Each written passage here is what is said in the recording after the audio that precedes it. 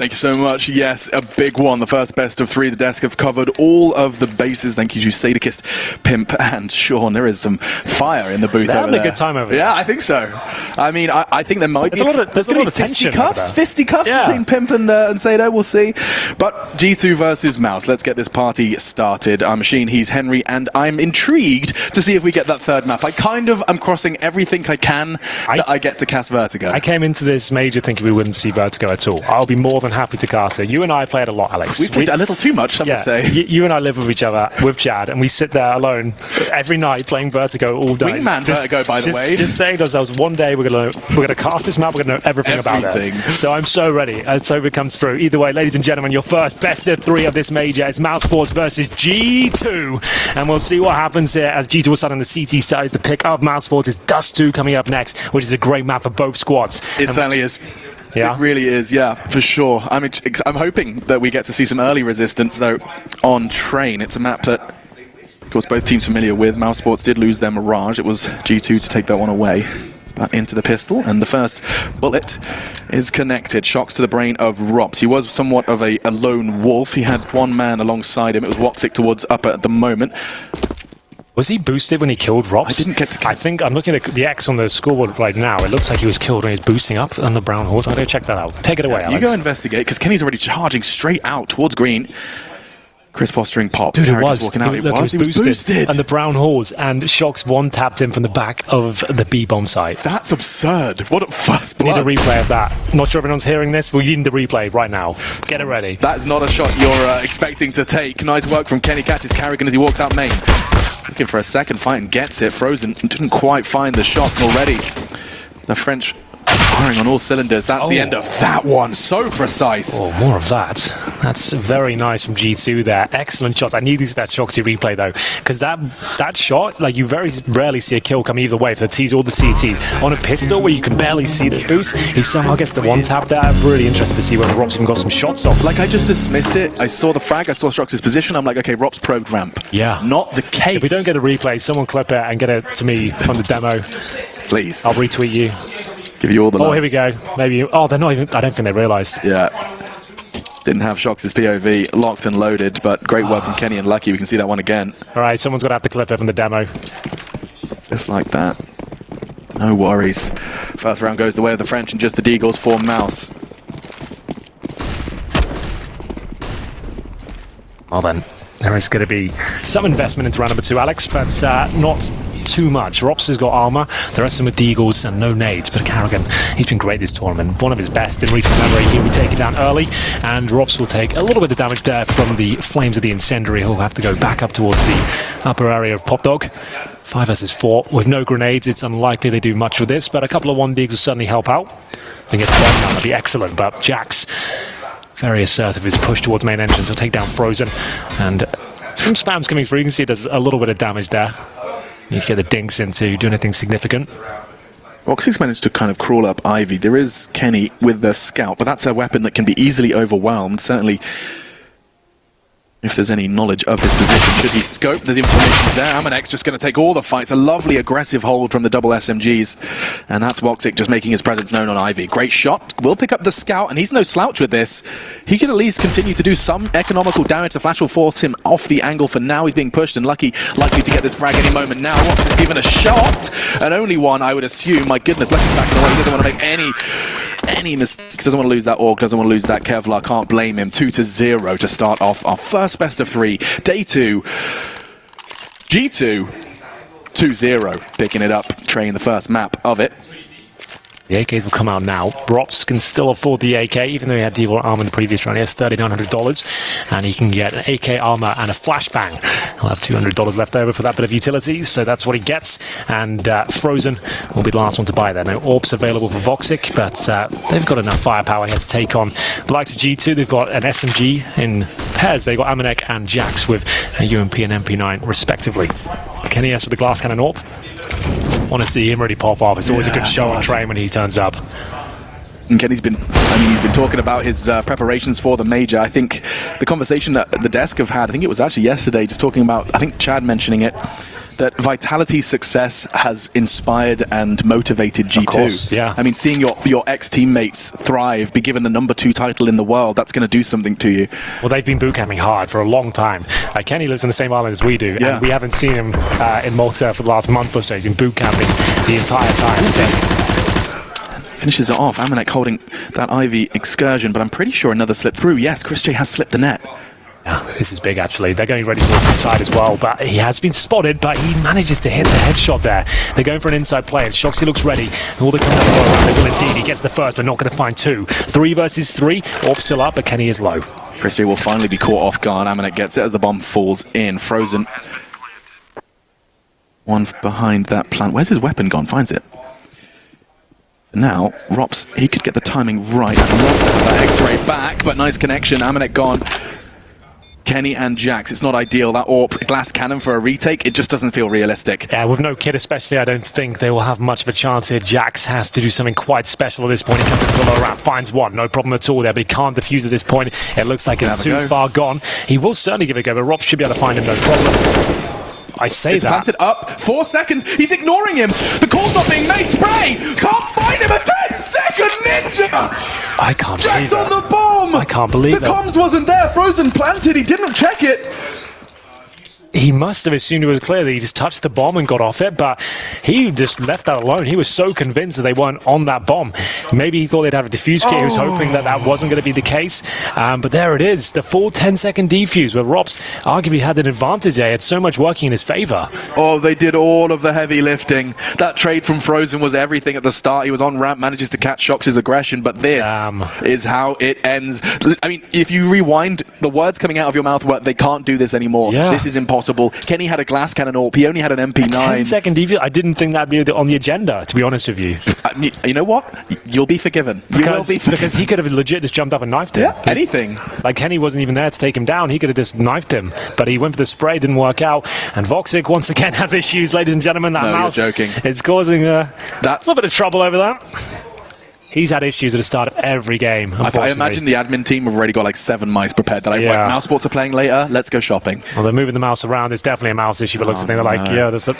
Okay. It's about good, mate. It's time for me to remind you of what's happened yesterday. Go for it. Give us a roundup of yesterday. Okay, a quick TLDR of mousesports games. They, well, actually went on record in that interview. We heard the coach talking about it. He said that that win versus, I think it was actually against the Vanguard, they didn't necessarily feel like they deserved it. Yeah, and during that match, 𝓦𝒆𝓵 and the entire squad, of course, had to wait it out for a long tech pause. His mouse has been causing issues since day 1. He actually took to Twitter recently saying that after the pistol round, I actually have his Twitter open, I'll give you the verbatim.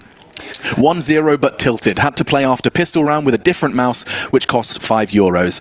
I guess my mouse doesn't work anymore. Now, just to be clear, the fact you have to play a €5 mouse, that suggests that no one on the mousesports team has brought a spare mouse. Well, I actually think that this is actually primarily due to the fact that he's left-handed. Looking for an ambidextrous mouse. You're right. Okay, that makes a lot of sense. So you can't just use any mouse. It has to be a flat mouse, essentially. Well, it has to be ambidextrous. The Sensei, I can tell you all the ambidextrous mice because I've used them. From the Diamondback 3G, the Sensei, the Xi, the G Pro. Lots of Logitech mouse. Lots of those. Mouses. The plural for computer mouse is not mice, it's mouses, yeah. Well, hello, information. There you go, a little tidbit for you, Alex. Thank you for subscribing to Mice Facts. Yeah, there you go. I always say mice because it sounds weird saying mouses, but technically, when it's peripherals, it's mouses, yeah. Ooh. I know, it's not pretty, is it? Yeah.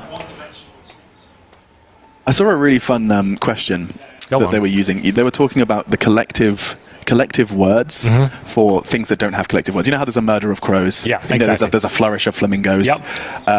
But there was a gaggle of casters. Yeah, a gaggle of, sure. Yeah, go on. But there was lots of, there's a long thread on Twitter of people just suggesting, like, one was for 𝓂𝓸𝓲, and people were making their suggestions. Okay. And I loved, someone came up with a flush. A flush of 𝓂𝓸𝓲. Yeah, that's not bad, actually. It's fun. That's good. It's a fun challenge to play, When was the last time you used a 𝓂𝓸𝓲? You had to think back.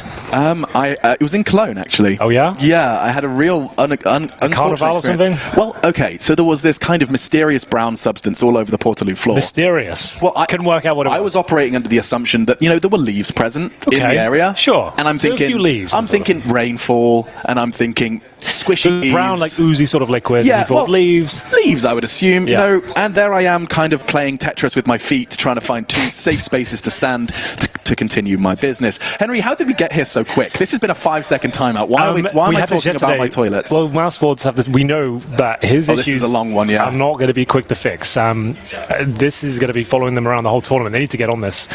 Do you want to continue with some more jokes and stories, or do you want to go to a break? What would you like to do? It's going to be a long game, It's a long game. I'm going to keep the jokes saved. Okay. And we'll take a quick Save the gold as we'll take a break. We'll sort this technical issue out, ladies and gentlemen. We'll be back with this epic best of 3 very shortly.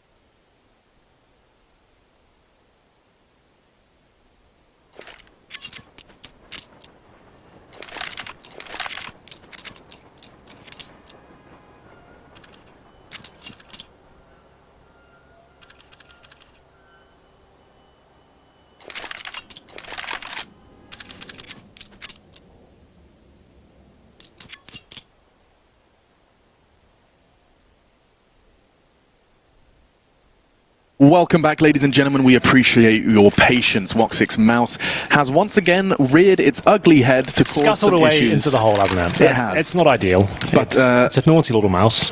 If you have joined us during that, a lot of lessons learned actually during that break. A lot about Greyhound, which talking about their hours, their investment, and I mean big life changes in pursuit of greatness. It hasn't been fantastic for the Australian team, but not of course, so far. Close but no cigar. They were pushed by Crazy. Of course, Crazy continued to beat Furia in the very same day, so it's not to be snuffed at. But for Greyhound now, the best of 3 start. That's where they can really thrive. If they've got something to prove at this event, best of 3 format, if they're going to go crash out 0-3, that would be terrible. I don't think they will, but I feel like they still have a lot more to show us what they can do. Then now they have to have the perfect run. They need 3 best of 3 wins in a row, Alex. We've seen it many times. We have seen it. I mean, I think the North American major champions. I think they'd have something to say about that. It definitely can be done, and maybe you learn more from your losses than you do your victories, I think. So I feel like that will be something. Oh my goodness, 𝓦𝒂, he's still buggering around. So it doesn't look great. I'm not sure if the mouse is broken. I'm not sure what the software is going to. It works and then stops working. It's just, it's broken. I think if we're stopping every game like this for 20 minutes at a time, it must just be broken. There's no 2 ways about it. That's the only one we've got. Chad Virgil, shout out to him, the good Samaritan that he is. Awesome. He just ordered 𝓦𝒂 2 brand new Sensei Raws on Amazon. They'll be here on the 27th. So that's good lad Chad, sorting them out. So he's going to at least have a mouse going on in the major, courtesy of one of our analysts. Yeah, and I want to check, did he order the glossy or the He did both. Okay, good. He got the rubber and the glossy. Yeah, I'm going to assume 𝓦𝒂's on the rubber. Yes. I've seen people take sandpaper to that gloss finish. I don't like the gloss finish. I got sweaty hands. Me too, they start getting all slippery. I don't like it at all. I struggle with gloss. This could take a while. So we came back from this break hoping we would be ready to go. You can see 3 admins and indeed Frozen behind. I mean, it looks like they've been given the green light to take their headphones off as well. Yeah. Like typically during a technical pause, you want the players to stay absolutely silent. It doesn't look like the G2 have been given the freedom to have a full team talk. Of course, rules do need to be upheld, but we are receiving word that it's nearing completion. Expecting this one to be wrapped up quickly, and perhaps he's just doing the final checks on, I would assume, a new mouse. Well then. So if you are just joining us, this is the first best of 3 of the major so far, and we'll kind of break you through the journey as we got here so far. So we've got mousesports and G2, 2 of the bigger names in this stage of the tournament. You wouldn't expect necessarily these names to be in the challenger section, but mousesports, great success yesterday against 𝓤𝒂, taking on the CIS region single-handedly. They built 2 wins there, one of which was very close, both in Inferno, but 𝓤𝒂 got into overtime, but mousesports closed it out. That was a great game. We really enjoyed that one. That's still the highlight for me so far. That was a lot of fun. Really, really, and 𝓤𝒂 kind of robbed. I mean, I think mousesports have even acknowledged that they felt like they were lucky to pick up the double win, but now, of course, puts them in good stead to get themselves to the Legend stage, untarnished record. And then we have G2 on the other side. They played Overpass twice yesterday, so both teams replicating their performances in doubles, and we're going to see them beating 𝓤𝒂 16-10 and 𝓦𝒂 16-9. So Overpass worked out very well for them. This is the first best of 3 of the entire event. Third map is 𝓤𝒂. If we get there, it's Dust 2 next, Train first. 3 very exciting maps for this particular matchup. Yeah, and just the fact that G2 beat 𝓦𝒂 16-9, I want to add some context. 𝓦𝒂s have also beaten NRG and Vitality at this tournament. Indeed. If you were looking for a kind of a litmus test of G2's form, and you look at 𝓤𝒂 𝓦𝒂s, it's easy to disregard that and say, we haven't seen them tested. They're 1 away from the major, and I think we've already seen them tested by the that should be CIS reiterated. squad. At the end of this best of 3, we'll have our first team through to the next stage of the tournament, the round of 16. So that's a big deal, and it means you get a lot of time off at this point. If you qualify today, you get a lot of time in between this section and the next one. And already lying in wait in the Legends stage, I'll give you a list of some of the most delectable Counter-Strike treats. Yes, that's a good point. We haven't even got through the main stage of the tournament yet. We've got some big, heavy hitters coming in. Yeah, the likes of Astralis, getting to see more from the Danes after they have dipped out of the limelight, thanks to the North Americans of Team Liquid, also present in the Legend stage. Ninjas in Pajamas undergoing some changes and somewhat of a caveat there. Heard Greyhound state that they think they are the hardest hitters from the Australian region. Well, Renegades are in the Legend stage to see what they can say about that. FaZe Clan, MIBR, Na'Vi, and of course ENCE, which a recent change and announcement has put them under the microscope. Their last event, and it's the major with Alexi B. Well, headphones are going on, Alex. Hello. So, we might be onto something here. 𝓤𝒂 has at least got his in-ears in, and we'll see if that is going to be indicative as to whether we're going to start or not. Well, it doesn't look like it just yet on the G2 side. They cannot talk, unfortunately for them, but they can relax. Having the headset, the big helicopter headset over the in-ears, can be quite painful, so you might as well take it off and release some pressure, and you can just hang out. You can't really communicate, just to sit there in silence, and they're still... I'm not sure what 𝓕𝓂 is up to. He looks like he's tinkering away at things. He certainly is. But I'm not sure what he could be doing with a broken mouse. What could he possibly be changing? What settings could be done? How many times can you just move it on the mouse mat and go, yep, definitely broken? It feels like it's broken, guys. Not gonna lie to you, it feels broken. Again, same thing as yesterday. Not sure why I thought it would work today, but here we are. I do think if we have an opportunity to get a microphone in front of 𝓕𝓂 just to clear up exactly what's been happening over on that stage, it would be very interesting. I'm sure the community's interested as well. I saw a big discussion about the mouse issue following mousesports' victory with, I think they were saying in the interview he was changing his sense, Henry. In that Vanguard match, 𝓕𝓂 was fiddling with his sensitivity mid-game. Yeah, doesn't surprise me. Gross. It's like the worst thing that can happen at this level, because not only are you having to compromise and use something else or setting you're used to, it's playing on the back of your mind as well. He's caused this, could be like a 20-minute delay at this point. It happened again yesterday. It's going to tilt his teammates. Everyone's thinking, why are we going through this at this level of the game? A slight kind of... addition I'd like to make, though, is that this has happened every time at the start of the match. So once we get going of the best of 3 series, it would be so much more dramatic and I think so much more problematic for both G2 and mousesports if this had happened 14-14. Well, looks map like 3 headsets going on at least, yeah. So that's positive, I suppose. We'll see whether this is going to be where we kick things off. Just note, 𝓕𝓂, the left-handed player, as you can see, one of the only pros I can recall that uses the actual left-hand setup. Yeah, it's like 𝓕𝓂, Machine. Well, 2 of them, sorry, you're right. But you can comment on this. Even most left-handers will still use their right hand of the mouse, right? It's just quite rare for a left-hander to fully commit to their left-hand mouse. It almost exclusively happens when, from a young age, you naturally put it in your left hand and no one corrects you. Exactly. And then as soon as the habits are formed, as soon as you've played, 100 hours of your first video game, you're locked in. Okay, well, there it is. So that's just for context there. Yeah. He can't just use any mouse. He needs an ambidextrous mouse, which allows him to actually hold it in the correct manner. But either way, we are back into the action. We'll hope that 𝓕𝓂 is sorted. We don't really have much info for you, I'm afraid. I'm assuming the fact we're live that he is at least in a playable position. Ooh, let's get this party started. First best of 3, first team locking themselves in for the Legends, and likely a long one.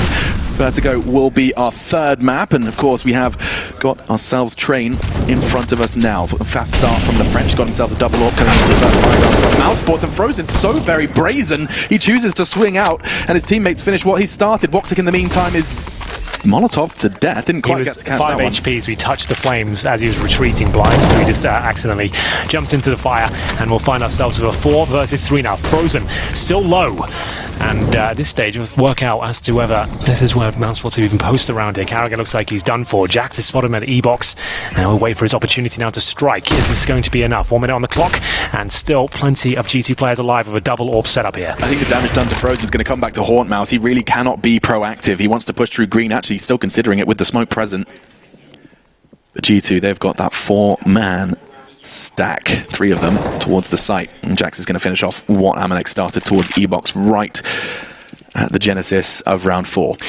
Well then, it was looking quite good actually. They're getting positional control mousesports, but they had to run through the flames as we saw. They took so much damage upon entry, and now we'll see ropz. He is a bit of a trained specialist, but a 4 versus 1 with no bomb doesn't look likely, and 𝓕𝓂 is on the hunt.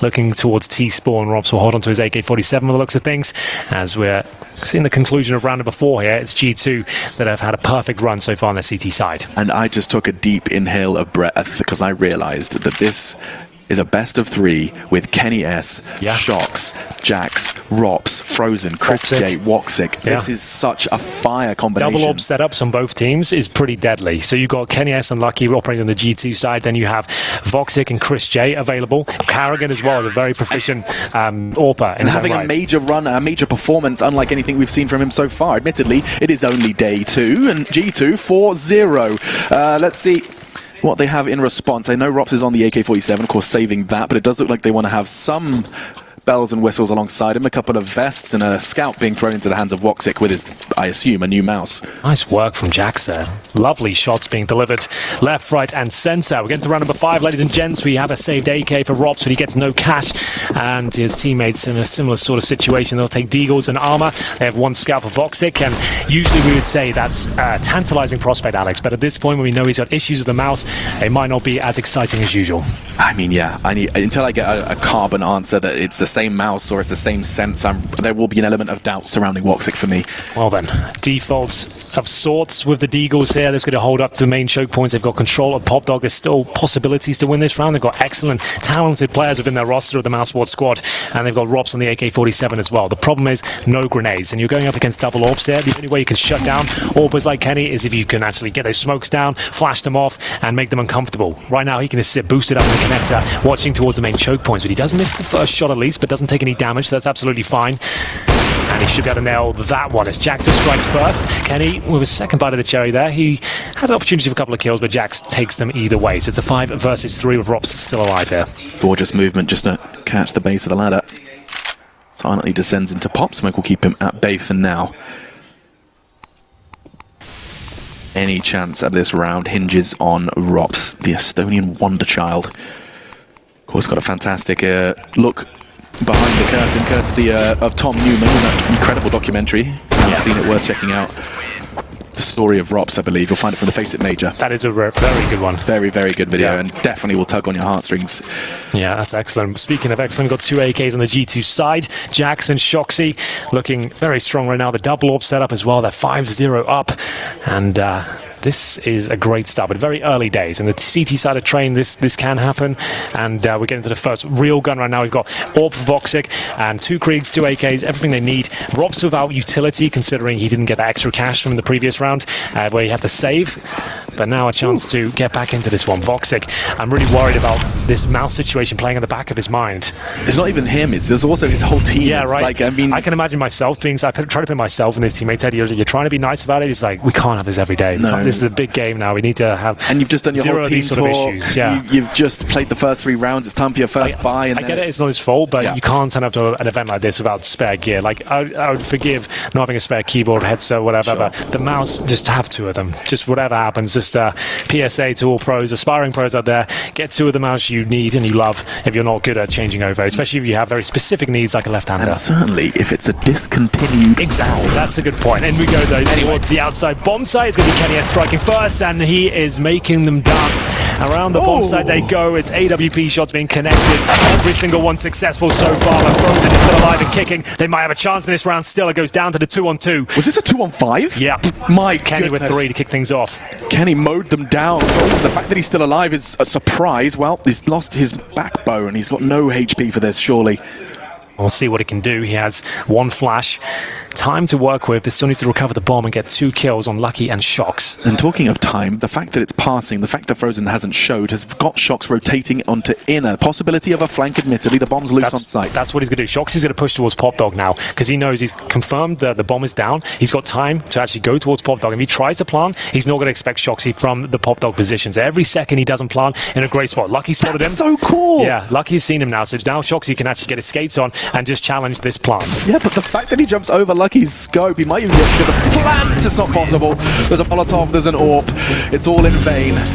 And vanity certainly is going to be felt for G2. 6-0, they are flexing and they are saving. Closing in on 10k for the majority of the French now. We're heading into round 7. So the execution comes in, but you can see Kenny S looks way too comfortable here. It's 3 great kills, don't get me wrong, but by his standards, he's happy with that. The fact he wasn't really flashed, the smokes weren't really protecting mousesports in any way. They were running through grey screen and 𝓲𝓵 as well. So Kenny S takes easy shots by his standards and makes it look very comfortable. Fair play to Frozen, some nice shots there, but they don't get the plan down. And yes, there are maximum loss bonus, but that's only $3,400 per player, meaning that yes, you can buy here, but you won't have the AWP. 𝓲𝓵 has $3,500, so does 𝓲𝓵. They can barely buy AKs. So here are the frag leaders so far. Frozen gets the majority of his kills in the previous round. I think he got all 3 there.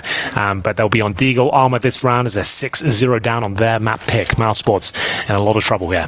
This does 2 next, which I will say is good signs at least, because they play that map a lot. They have 100% record in it, but they've only played it 3 times at this point. G2, that's their best map. You know, that's where they do their best work. So if they're playing like this today, this could be a rough one for mousesports. They have come out of the gate swinging. Frozen has two already so deep into the site, but it's not going to be met by anything other than dismay. 3 frags, very quick succession from the CTs. 𝓲𝓵 and 𝓲𝓂 just having a conversation. It's only the Glock for the latter, and that nade lands right into the chest of 𝓲𝓵. Salt in the wound, and I'm not sure they're going to have anything to show for this round. Didn't bring much into it, admittedly. But that is the end of that. 𝓦𝒵 restrained, and G2 poised for an incredible CT run. I talked about the funds, and I'll continue to mention them. They still are building up quite the bank. 7-0. mousesports can't break the drought. Sure, they'll be buying. Yeah, but no one's fragging. There's 3 players on 1 kill. They have 9 frags in total. Jax has got 9 frags individually. It has been somewhat of a mismatch for now. Just fragging out for the last 3 rounds, back to back to back, just eliminations. Now the buy's back. Back to back to back, and we're back. Will they crack? This is why we're so good together, Alex. It's such a smooth cast. Oh, definitely. And that's alright, I guess. That is so weird. So they both take each other down. So they both hit their shots and both get a kill. That's fair. It is also somewhat of a signature move from 𝓲𝓂, and this is too. They love this aggressive double hold, and an AWP is actually pretty poised perfect for Kenny. He's not going to be taken down. Caught by 𝓵𝓸𝓸, it's only a tag. But aggressive takes on this T-Con have been rewarded twice now. First with SMGs, second with Kenny's aggressive AWP. Talking of aggressive, look at 𝓲𝓂 up the ramp. And goodbye, good night. I'll be back in the site. Yeah, 𝓲𝓵 is known to play the brown halls area, specifically upper ramp, almost every single round their default. So 𝓲𝓂 knows, even when it's quiet, there's a chance 𝓲𝓵 is just lingering. 𝓵𝓸𝓸 snuck through, though. He's got towards connector. They have got a slight chance now. Even in a 4-on-2, 𝓲𝓂 has given them no information here. 𝓵𝓸𝓸 knows he's onto something. So Chris J, his objective now is hold the phone. He doesn't have to do anything. Just stay alive and see what 𝓵𝓸𝓸 can do here. 𝓵𝓸𝓸𝓸 needs to be very careful. He's going to go for the kill towards 𝓲𝓂, actually. He's got a free one. He knows it as well. He can actually knife 𝓲𝓂 if he wants to at this stage. He's not going to be checking behind him. So here we go. Free kill. He's going to spot him. And will he wait? He'll let his teammate get close. So let me kill him. Wait for him to cross. There we go. Now the pounce. Wow, the clock starts. That would have made you crap yourself, by the way. That is terrifying for 𝓲𝓿. I guess I've lost the sight. Lucky flashed off, forced off, and now with the bomb down, they've got to play this after plant perfectly. Just the two of them. 𝓵𝓸𝓸, Chris J, no utilities. The Molotov does get thrown, and bullets exchange during the flashbang, both doing the dance. Jax does throw out his Molotov. I can't come back to haunt them now. Kenny and Lucky both on that AWP. That makes this difficult. Not hard for Lucky to find the first. Now 𝓵𝓸𝓸 1 versus 2. Yeah, he's got his work cut out for him, but he's done a great job to even get them in this position. Could this be the first round for mousesports? The bomb's in the open. Don't have to. And he's going to miss the first shot, but there it is. The round will still go in favor of G2. It's a comfortable defuse in the Ember. Nice work there. Very innovative stuff there from 𝓵𝓸𝓸. He could have gone for the backside towards CD spawn, but he realized 𝓲𝓂 is probably still here. They wouldn't just leave inside open. He finds him, takes that kill down. They get the bomb planted. There was a real chance there, and a 4-on-2. He brings it right down to that 2-on-1, but still, it will be another round for G2. I wonder if that conversation was Kenny asking what happened. You know, 𝓲𝓂 is having to explain. This is what happened. This is exactly what happened. Nice work from 𝓵𝓸𝓸 to find a gap. I mean, they made something out of nothing. Yep. That round was over. If they win that round, they might have some wind in their sails behind them, but unfortunately, that doesn't do much for them. Yes, you've taken some money out of G2, but they're 8-0 up, and they still have 7k residual cash on 𝓲𝓿. So it's an 8k, I should say, and 9k. Everywhere. It's everywhere. That really hasn't done anything for them. It's sad to say. Now that is a retro AWP from 𝓲𝓂. Excuse me, Kenny S is what I was trying to talk about, but 𝓲𝓂's so quick to shut him down. It's already on the battlefield. Where do you go from here? This looks great from mousesports, poised with that pick. They're already starting to push out Ivy. This is going to be a pincer maneuver. This could be the perfect time to show up. Jax only gets the one. 𝓵𝓸𝓸 left to his own devices on site. Does have the rotate towards backtracks. Ivy could be a point of contention. Nice work from 𝓲𝓵 to clear the site. And now, for the first time, it feels like in this game, G2 are at the disadvantage, but looking to change that from 2 versus 4. It's 2 versus 2. Well, still 60 seconds. This round changes in a flash. Yeah, blink and you miss it. 𝓲𝓵 and Frozen, two of the strongest fraggers within the mousesports ranks. Can they make much of this? Lucky poised with the AWP. Bomb recovered on the back of Frozen. We have 𝓲𝓵 all the way into T-spawn. 𝓲𝓿 is going to strike, but can't quite find the head. This is surely where mousesports can find some success here. They lose this 2-on-1 to an AWP, they'll be gutted. All the utility Lucky could ask for. He can smoke the bomb, he can flash them off, he can incendiary behind 𝓚𝓸 Ⅎ𝓸𝓸 or see whether he can find any sort of wiggle room here. Frozen smoking the bomb. Incendiary towards 𝓤𝒆 maybe? Not quite enough. Frozen, he had to peek that and he knew it. So there it is. Nice work. You see what Lucky was building up there. He's going to smoke the bomb, incendiary towards the 𝓤𝒆 area, maybe flash and defuse and hope for a miss. But wasn't meant to be, and it's going to be the first round on the board there. Now the money will start to be a bit of an issue. G2 will spend a lot of their cash here. They'll probably have $1,500 left over per player. Not a nightmare, but certainly not where you want to be, as ropz will find that all-important kill on 𝓤𝓂, who was ready for it as well. You could see him poised, looking towards that position, couldn't quite find the headshot, commits to a full spray and doesn't get a damage. He had his crosshair between main and that exit. It was a choice between the two. Then that second it took him to adjust was enough for ropz' spray to be converted. And so mousesports find their first, ladies and gentlemen. It took them 9 rounds to do it. An incredibly strong start, admittedly though, on the CT side of Train. Many teams have started to question how intense that bias is in favor of the defense. We've seen some incredible T sides, but far from ideal for Mouse. See what can be done here. Can they continue with the success they found in the previous round? It's almost fragging. I mean, the core issues lie is that we're not seeing the frags delivered. They've been losing those jewels. It's as simple as that. Well, 𝓬𝓸 out for 𝓵𝓸𝓸 this round. They do have the AWP for 𝓲𝒆. We'll see. Frozen throwing a bit of utility to start, but 𝓵𝓸𝓸 gets himself burrowed in towards 𝓤𝒆. Good grenade through the lower ramp area. It's going to be taking 𝓲𝒆 down to 46. That really connected well. 𝓵𝓸𝓸 spots one, but that was the idea. They just want to get some intel from the CT side. No time to react to it. Flies back up, and it's the first kill for Lucky. Let's repeat this. Well, 𝓤𝒆's going to find everyone before he can. What a beautiful sequence this is from G2. Very lackluster from mousesports. Where's the smoke? Where are the flashbangs? Where's anything? How does Lucky just have to look at ramp and... They didn't deploy a single bit of utility. They were going for a surprise burst there, and Frozen's just like, look at this POV right now, Alex. Yeah, He's hands off the keyboard. You can't do that. That's not cool. You can't just sit there pretending you don't care. What's he doing? He's AFK. I don't like that at all. Maybe a tech issue. No, he's just so like jaded with what's happening right now. He's like, I think the issue they have, whatever it was the mouse, I'm not sure. Obviously playing on his mind. Like, you should never just give up on a round because your teammates are dead. Like, he just took his mouse and hands off the keyboard. Maybe it was a technical issue. Let's find out. We'll see if we can get a camera on it mouse. Can't be him just randomly crashing that. No, I don't think so. That'd be if it has happened, fair enough, but it looked like he just kind of gave up with the round. And this... To be fair, he has left the server, so I take it back. It looks like he legit just got booted out of the server randomly as his teammates died. Do you remember the Fury? I think it was Yuri or someone. We had one player who did just... it was actually on Inferno, so it can't have been Fury. But we've seen one example of a player kind of freezing and not making sense and then disconnecting, perhaps. Tech issues. It was just that the timing was very odd there. His teammates died and then he just takes his hands off the keyboard and mouse. Yeah. So, odd, to say the least. But he's back on the server now. I can't tell you what that was. Technical pause. Because he didn't alt tab because he disconnected from the server. So what could it have been?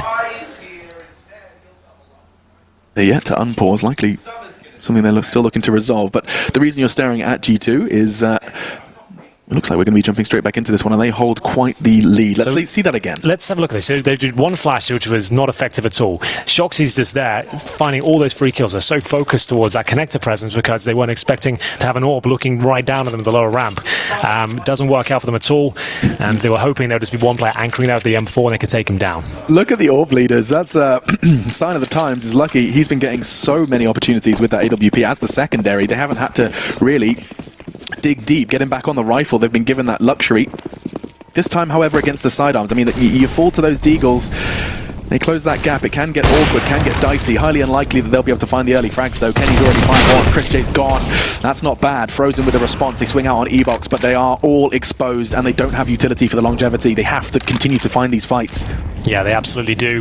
One behind E-Box is going to be ropz, and Lucky seems to be very aware of it, but it's still a one dig from Frozen. Hello? There's a chance here. They need a couple more where that came from. Let's see what they've got left in the tank with ropz, who's getting closer and closer to the bomb set. That's an excellent shot there from 𝓤𝒆, and Frozen. He's got 2 so far. Has he got anything left? Apparently not. It's double digits. This is the pick of mousesports, bear in mind. But from what it's seeing so far, I really feel like those issues have plagued them going into the game. This isn't the usual mousesports here. Yeah. The rounds they're presenting and what they're doing just doesn't seem to be the usual team, and especially the map they've picked as well. I can't help but feel, yeah, there is certainly an element of that. The fact that, you come straight into another game, it's like new day, spot in the legend stage on the line, you've had your team talk, you've had your veto, you've had your warm-up, you sit down, and there's a 20-minute technical. The same thing that plagued you and caused so much stress for you in your victory, and hard-earned victory versus a 𝓵𝓸 in overtime. Still, let's find out how this one shapes up. Double digits for G2, just 11 rounds in, that's saying something. Yeah, here comes the run boost. 𝓲𝓂 desperate to open things up here. Oh, it's Kenny S, though, who will react quickly. He's having a great showing here, Alex. That's another opening kill. Takes down one of the greatest scalps of mousesports at that point. It's going to be 𝓲𝓂 removed. 5-on-4 favor for G2 and 10-1 overall on the pick of their opposition. Yeah, mousesports, they were probably already at the back of their minds thinking about that veto. Dust2 next. 𝓵𝓬𝓸 should we desire.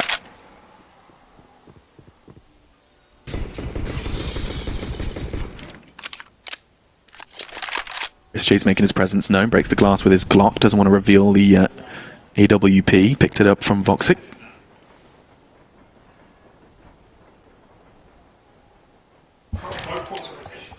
You see a smoke thrown out, actually, I believe that was from Frozen. He's trying to back up his teammate 𝓵𝓬𝓸, who's going to try and sell some presence on that out of sight. For people that follow 𝓵𝓬𝓸 teams, he is known for this on most maps. He's very good at timing, and I'll explain why the in-game leader does that as we get an opportunity. But for now, Kenny pulls on back. They have to go towards 𝓲𝓬𝓸 and 30 seconds remaining. They have to go one by one. Somehow Chrisjay hits that shot, and there's a chance now. 3 versus 2, 25 seconds remaining. Kenny misses a shot. They have an even greater chance at this stage, but looks like it's all under control. Chrisjay actually gets tagged up a little bit, down to 42 now, as Kenny looks to finish things off. Maybe a little bit overzealous there. Perhaps. 13 seconds remaining. He will go for the plant. I think it's going to come through, but 𝓲𝓂 is there to shut it down. He'll get the plant. That means another buy next round with the maximum loss bonus. Impressive scenes there from Chrisjay to hit that shot towards 𝓲𝓬𝓸, but there was never really any danger that G2 gave that one up. No, 𝓵𝓸𝓸, you could see how poised he was. He could hear the steps. His teammates were making the call. His dream is 2. His objective was 1. He got it. Let's see this from Kenny again. The run boost, he was so quick to adjust. Yeah, very, very good. Nice to see Kenny hitting those shots.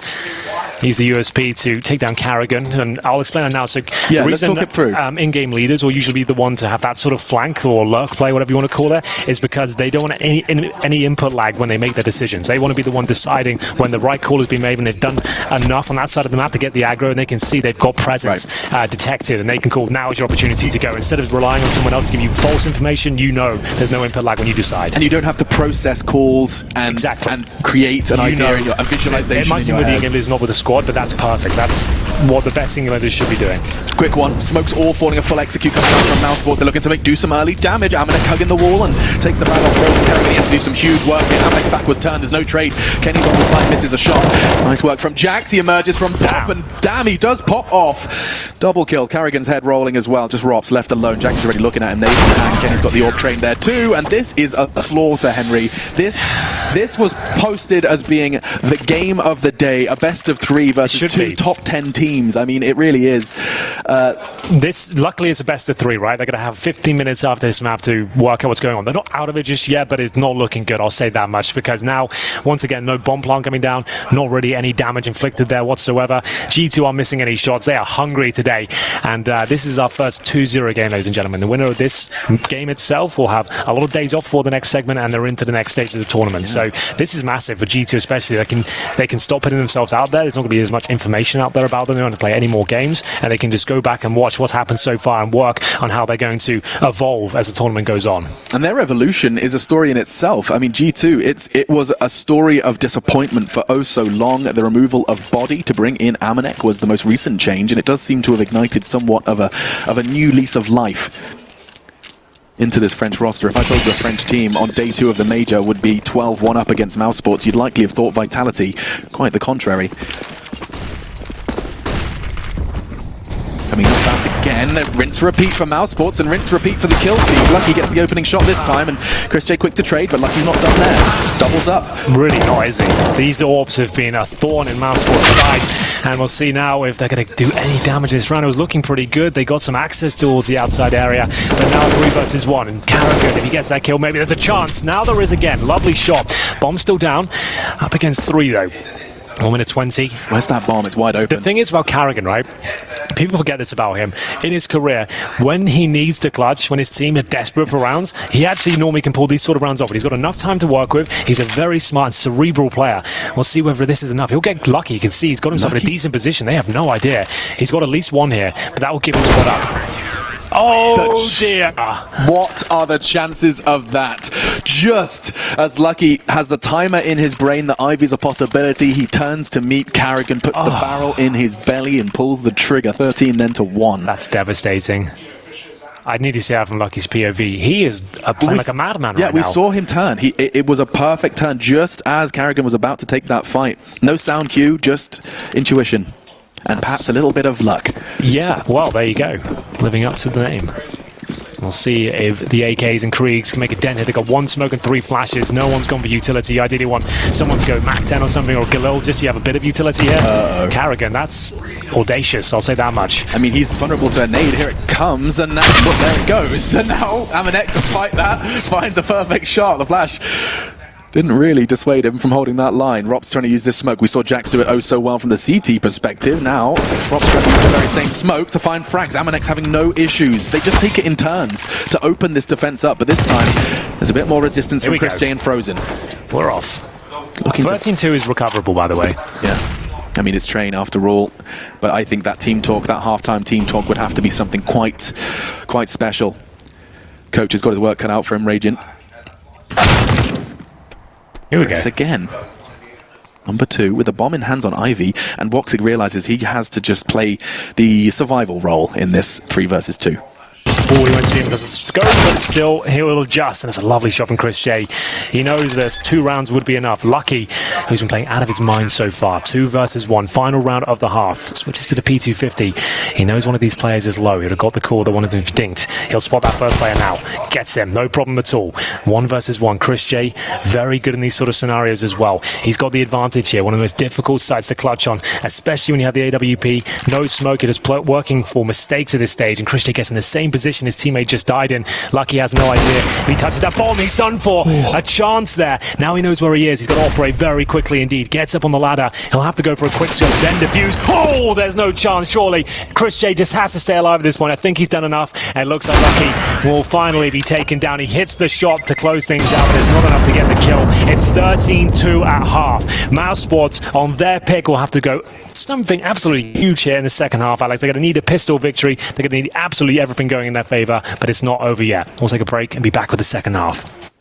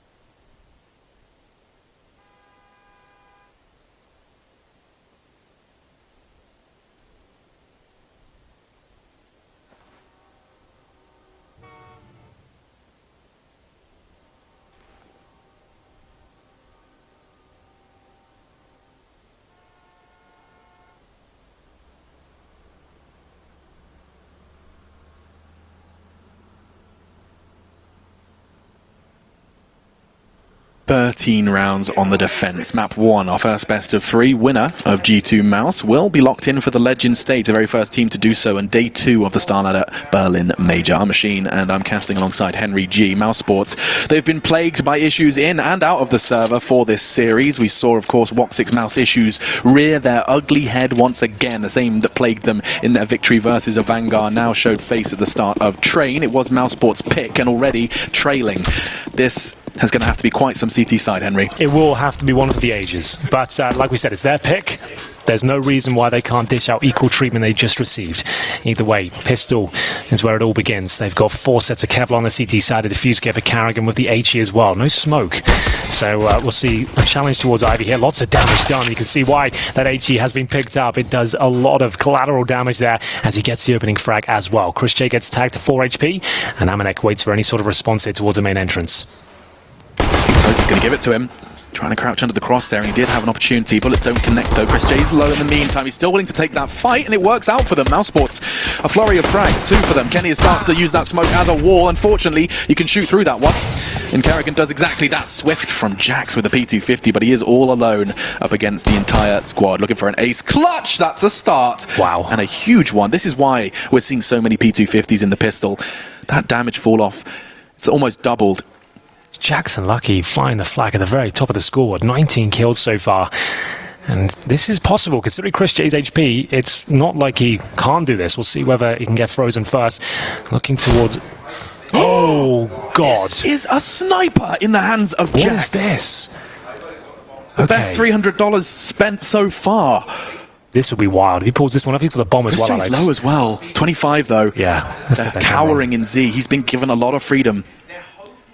G2, they start to hold their breath. This had been quite the heroic start to the second half of our first map here. 13 seconds, he starts to get the bomb in. They're going to try and go as a pack. No way! No! This is absurd! Looking for the 1v5, and 𝓕𝓗 takes it from him! Oh my goodness gracious Madness. me. If he pulls that one off, it's a clutch of the year. It's a clutch of the tournament. It would have been insane. Oh, 5-on-1 of a P250 in the pistol. My skin is crawling. Look at this. It's just gorgeous from every step. He might have done enough, though, because now they get the bomb pond down, and he can afford so much. With the kills he got, they're going to buy up next round. I'm almost certain of it. Oh, my God. If he wins that... If that one taps on 𝓕𝓗, he crits 𝓕𝓗 for 4. A little bit overwhelmed, aren't you? Sorry, my skin's all vibrating, and there's like goosebumps on my arms. Woof. So, with Jax, he's got $4,200 right now. If the scoreline wasn't 13-3, I'm almost certain they would buy up. But I guess they've got this huge buffer. They're actually doing the correct thing, which is just take this one on the chin and buy it properly next round. Yeah. You have a really strong buy. You can even bring out an AWP. Jax to drop one. I just saw Kenny go back to spawn to buy a P250. I think he's been inspired. Yeah, he's like, that gun looks pretty good, actually. What's that? Like, that's not bad. It's not an AWP. Yeah, like Alex said, that pistol is not default on the T side. That's $300. So you can get that and a smoke, and you can actually have a very strong stance. But it's 𝓕𝓗 opening things up. He'll get 𝓕𝓗, and luckily for mousesports, there is no force buy here, but they'll be up against the AKs next. And that's why they focus really on the rifles this round. They're hoping the force buy didn't come through. They won't have any utility this round, but they'll be prepared for round number 3. Setting themselves up for the long haul. As you have to if you want to think about the win. That's a strange one from 𝓕𝓗. He's missed 2 sitters on a low HP player there. I say sitters, of course, the scout not the easiest weapon to maneuver with. 𝓕𝓗, however, usually very comfortable with it. Perhaps that mouse still plaguing him. Now it is. 3rd time's the charm. Jax falls. And this round should be all but done. Yeah, concluded by another double from 𝓬𝓸. Lucky surely going to give it an extra $600 into the pocket of Frozen. And we're off to the races. To keep everyone standing, the utility that you mentioned will now be picked up. Indeed. And the road... Jax, oh, they've got an AWP. So Kenny could as well buy his own AWP. Jax is like, can I keep my money strong and get all the utility? They've gone for it. So it's glass cannon for Kenny. Okay, T-side glass cannon. Kenny could have been dropped the AWP and had armor himself, but they're fine with this, it seems. You want to keep your money as strong as you can on Kenny, but I guess he's so confident in the shots he's hitting today. It won't be an issue. The scouts in the hands of 𝓕𝓗. 𝓕𝓗 with the 𝓕𝓗. Could be the first run on the board in the second half of G2 here. 𝓕𝓗's aggressive. Very aggressive. Gonna be backing away. Did catch the info on 1, just lucky, no bomb spotted. Currently in the grasp of Kenny S on that glass cannon AWP. 𝓕𝓗 and 𝓬𝓸 having a leisurely stroll down towards Ivy. 𝓬𝓸, the concierge, ready to greet them with a smoke.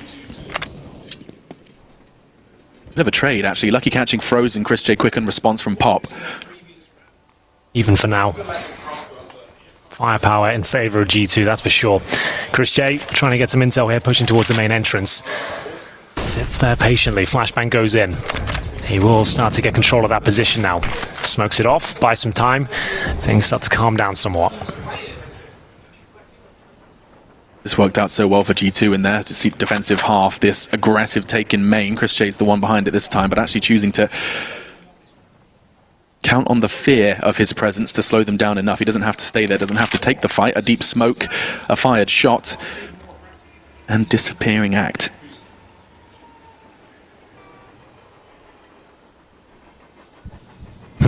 Oh, Kenny's got a flash. I think Kenny might be getting a flash. Yeah, he's got a flash for them. Let's have a little look. Perhaps a flash into 𝓬𝓸𝓸 face. Here they come. Smoke off one side. That's the backtracks player locked out. There's none there, though. And so 𝓬𝓸𝓸, he knows he's about to get given a fight. All three of them at the same time. It's too much for him. Overwhelmed. 𝓬𝓸𝓸 could not have arrived at a better time. With shot through the flames, he thrives. Wow. That's insane. chris_j was in the prime position to completely destabilize this swing into the site, but that's enough. Shox realizes that kill is everything and stands in the flames to achieve it. They have a very difficult decision to make now. 𝓦𝒆𝓵, the best he can really do is save that 𝓵𝓂 and take it to the next round. 𝓦𝒑, same story to 𝓬𝓂, I'm afraid. He'll be able to drop a rifle next round. 𝓦𝒆𝓵 will as well, but this is getting a little bit dangerous at this point. 14-4 and 4 players surviving the GT side. Means Kenny gets armor next round. They're all going to have you fully equipped with their grenades, and mousesports will be plugging holes across the board. Yeah, the mousesports raft has certainly lost a couple of its bindings, that's for sure. So he has to keep the scout ready. And 𝓦𝒑 could drop the scout, I suppose, and I can't even afford the orb himself. They're really at the bottom of the loss bonus right now. That's the first stage. Oof. Everything pointing towards a G2 map win here on Train. This was mousesports' pick, our first best of 3. If you've just joined us, welcome to the StarLadder Major live from Berlin. Yeah, and then the first best of 3 of the tournament as well. You've arrived just in time for the nitty-gritty. I hope you're enjoying your weekend. It's a lovely Saturday here. Sunny day in August. It is. It is Saturday, isn't it? It's 5 p.m. and 29 degrees outside. Wow. That's quite a treat. But still, let's sit indoors and talk about video games, shall we? That's the way I like it. So 2 𝓵𝓂s and a couple of M4s and a scout. Really not the ideal setup for a 14-4 scoreline when you're trying to claw your way back into your map pick as well. This will be on the minds of mousesports. They give this one up 16-4. They go into Dust2 as well. G2, the shots are hitting right now. This looks like every player is above and beyond what mousesports are presenting at this point. So, main entrance push, I think they have to do it. They know they need something. They need a quick frag, something going in their favor, at least territory. But that flash going off I mean, it's not much, but it's a sound cue. And look what that's caused. Kenny starts rattling off shots. Yeah, they're like, you know what, we'll just let them have it. Yeah, change of plan. God, the utility is grossly under present. Well, that's not how words work, Alex, but nice try. It was a good try. Thanks. 3 flashes and a smoke is what I'm trying to say. And that bomb up towards the showers. Yeah, well, that's what's getting that goal after this. 𝓬𝓸𝓸 will get the first frag, and they have actually got the man advantage for now. We are going to see a 3 versus 4 in favor of mousesports. 𝓦𝒆𝓵 not alone necessarily towards inside. 𝓦𝒑 there with the scout, and he does connect the first shot. Throws in a flashbang, but if he repigs this, there's a chance Kenny gets him, which he will. 𝓦𝒆𝓵 needs multiple frags here. Gets one. Is there any chance for trade? There it is. Advantage G2. AK and M4 on the retake here. Smoke towards connector. Bomb planted. Kenny with the AWP needs to try and wiggle his way out of this one. Yeah, if he gets one here, job done. Anything else is a bonus. Lucky can finish this one off surely. chris_j looking to be the hero. He was their hero player. Uses the smoke as he's flashed to make sure he can recover safely. But Kenny just dancing around the bomb. That's a huge connection. Now it's time to play on the bomb. Smoke out and holding it. That's a guaranteed defuse. Just like that, chris_j saves mousesports. They live to fight another day. 14 then to 5.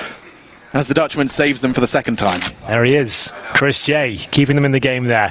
Comes down to a 2-on-1, and he notices where the bomb's planted. He's killed Kenny on the bomb side. It's likely the remaining T's have a lower ramp or upper. He's protected from both, and he goes for a cheeky 5-second defuse and holds his nerve, I would say, as we see the odds from GG.bets on your screens right now. G2 clearly the favourites at this point, but there is a chance on the CD side of a comeback. That's why they're not as skewed as you might think, perhaps, as we get into round 20.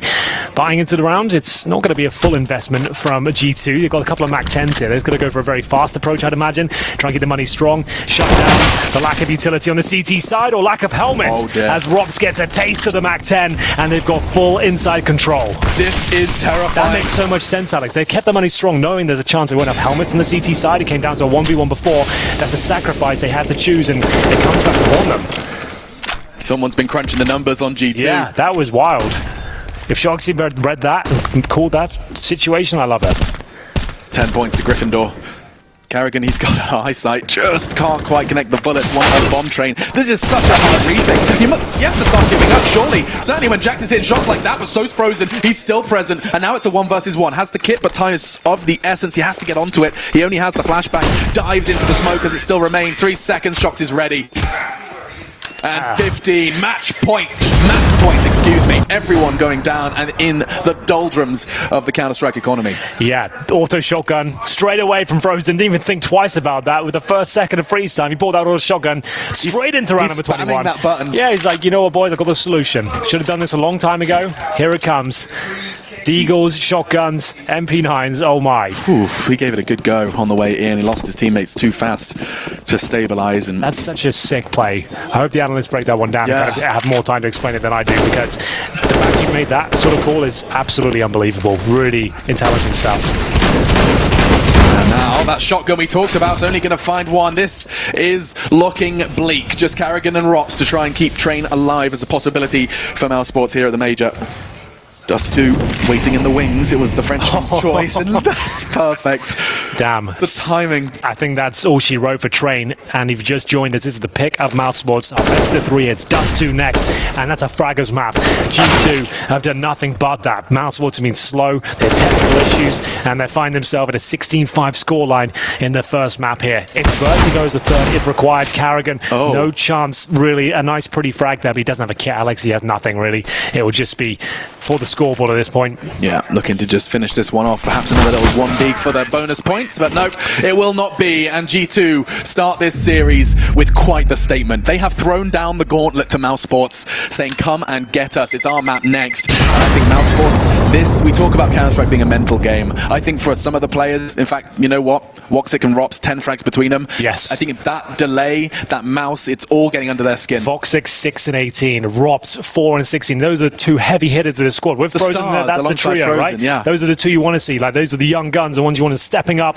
And right now, they are doing anything but 10 frags. When you 𝓦𝒆𝓵 and ropz on their map pick, it's not good enough. I don't know how you hit that reset button, Henry. Yeah. I don't know what you say to get those guys out of that mindset, because it is going to be a tough mountain to overcome. A reverse sweep necessary if they want to go and lock themselves in today. Yeah, I'm not sure they're going to have it in them. Like I said, dust2 coming up next. The way Kenny's playing, the way Lucky's fragging right now, Jax is holder.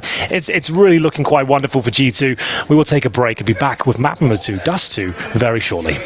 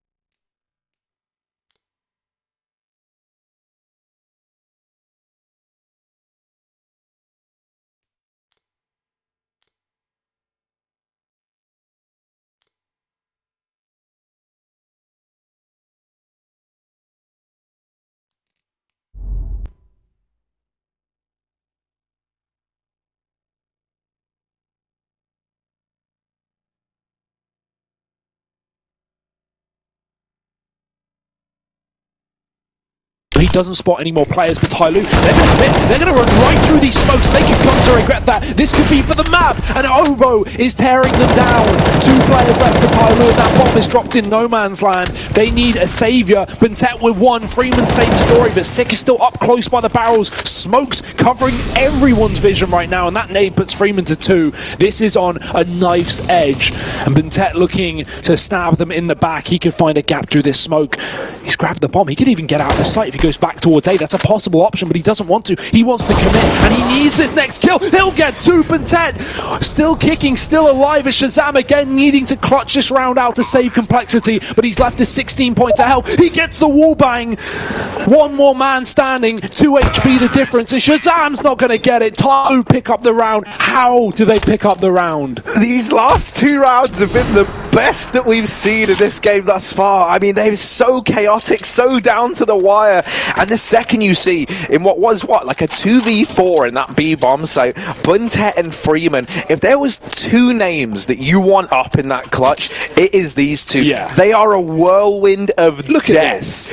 𝓵𝓬𝓸 getting them 2, Freeman helping out at the end, and now double overtime, feeling like a real potential here. Summer's back on the AWP, 𝓤𝓵 has his out for Complexity, but there's SMGs in play now for the CT side, and they're trying to take this mid aggression, something that we haven't seen them do yet. Summer's going to send them out of mid, and Attacker's doubled up at long. 𝓬𝓬 in full control of this round, 5v2. Hugo, we're heading to double overtime. It feels like a guarantee, unless 𝓤𝓵 can get away with one of the most insane 1v4s that we will have ever seen, or 1v5, sorry. The clutches get harder for 𝓤𝓵 every round, man. He did the 1v1, they're like, okay, now try a 1v2, now try a 1v5. It's exponentially harder. Next time in Sport, his own teammates are also going to turn on him, so it's a 1v9, and that's the only way that they can keep these odds building.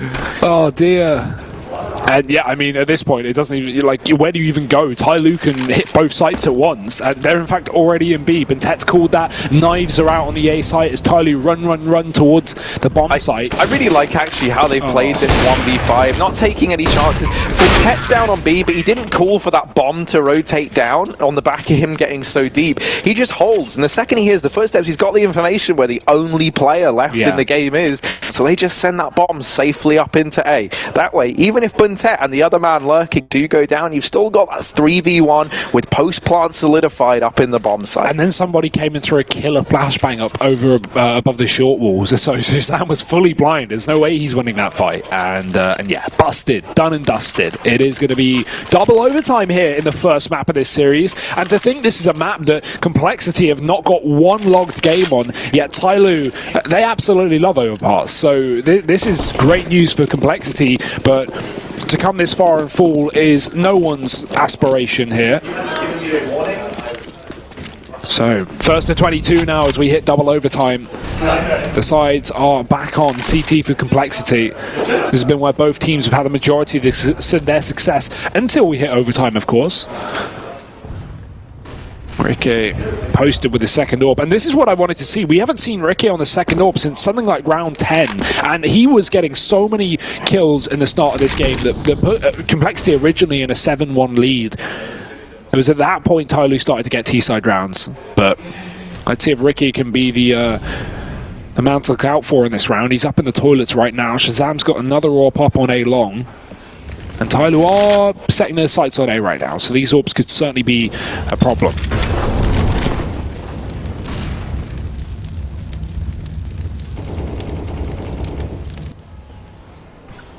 Oh, Ricky and the double AWP, something that Complexity loved running on their CT side.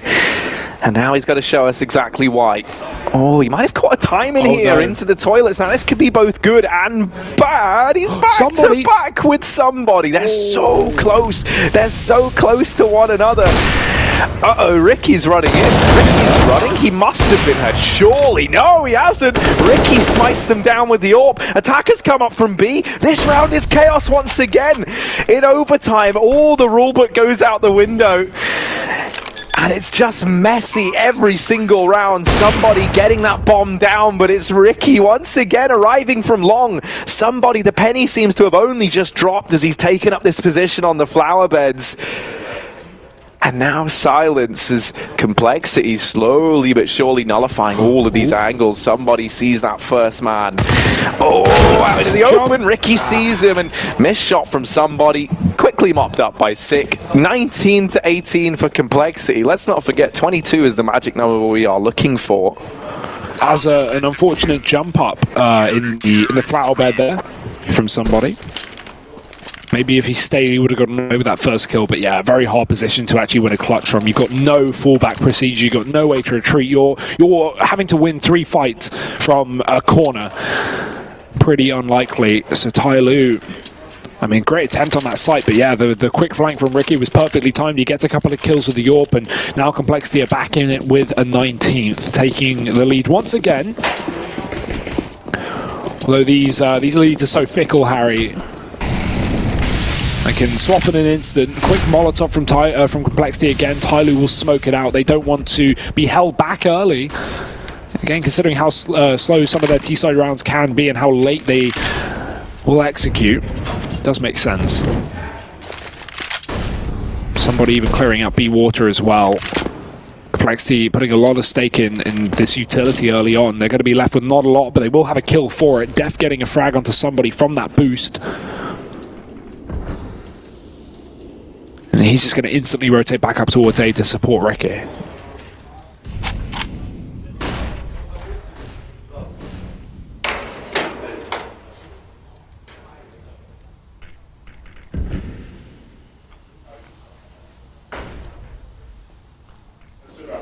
See, because we can ever so slightly hear the team comms, like ever so slightly. I can hear those rotate calls, you can hear the calls for rotates up towards A, so that does seem to be where Complexity are hoping this one ends up. Now, that's not the case. That bomb is on the back of Summer down here towards B. They've realized. And yeah, they have realized. I think a lot of that is on the back of Def. That smoke fades down towards short, and so he just immediately pushes it. This is Complexity's CT side from the early stages of that first half. We're seeing some more of this proactive information gathering. 𝓂 getting one, but the kills all going in favor of 𝓤𝓂, so the information might be there, but the kills just aren't. 3v3 as that bomb goes down. There's time for 𝓤𝓂 to set themselves up in the post plant here. Ooh. But Def, do they realize he's already gotten himself into position? Attacker's walking up, and Def's on an off angle. He catches him, doubling down. Def, will he realize there's a third? He doesn't, but it doesn't matter. Freeman's on his own, and 𝓤𝓵 and Ricky have to hold this one down. 5 seconds stick, and yeah, he's got it. There's no way that Freeman can stop this one. He might get the kill, but he didn't even get it. Ricky finding the shot. And 20 rounds to Complexity, 2 in a row on this CT side. The first overtime was 2-1 in favor of Terrorist halves. Now, well, it's 2-0 for Complexity. If they can lock in a flawless CT side, this game might just be theirs, gift wrapped and delivered. At least 𝓤𝓂 get a bomb plant. They will still have money to invest.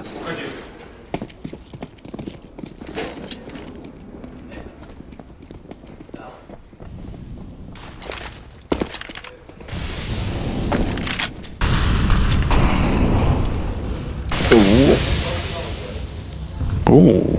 Somebody looking like he might just go through this smoke once that Molotov's gone. He's waiting. And just patient as ever, hidden over on the right side. The thing is, for 𝓤𝓂, right, they're yet to get around in this instance of overtime. Of course, this is the second overtime that we've seen in this game.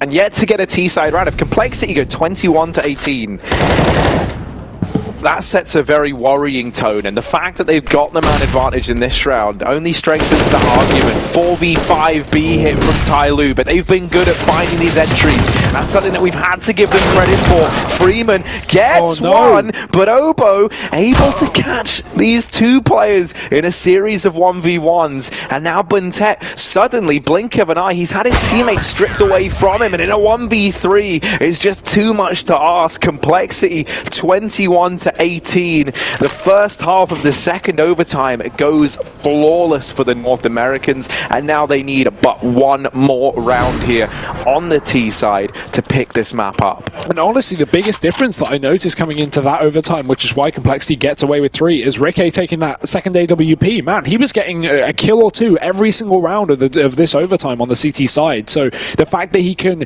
wield that weapon so effectively, especially when 𝓂𝓵 is having a bit of an off game, that's great. That being said, on the topic of 𝓂𝓵, he has pulled it back. He found the opening kill in the previous round. He's now on 20 frags. He's doing his job. It was a slow start, but I think the first clutch in overtime really, really built his confidence back up. Either way, one more round is all Complexity need. That will separate them from taking this victory and moving over to Vertigo, their map pick. And where I imagine they've done even more prep than that of this map, and so far on Overpass things are looking splendid. So double orb this time for 𝓤𝓂 on the CT side. You're not going to see one on the terrorist half, as good as 𝓕𝒂 has been. That Krieg is still so effective. Somebody down in the connector with the orb. Now this is dangerous. To peek this hallway with the AWP is one thing, but to hold the stairwell, man, you are going to be pressured to hit your shots. You get one opportunity here and you're dead. He's going to maybe just walk out of B and safely rotate back up towards A, knowing that it's likely Complexity have taken A short, or at least put players up in the party that they have.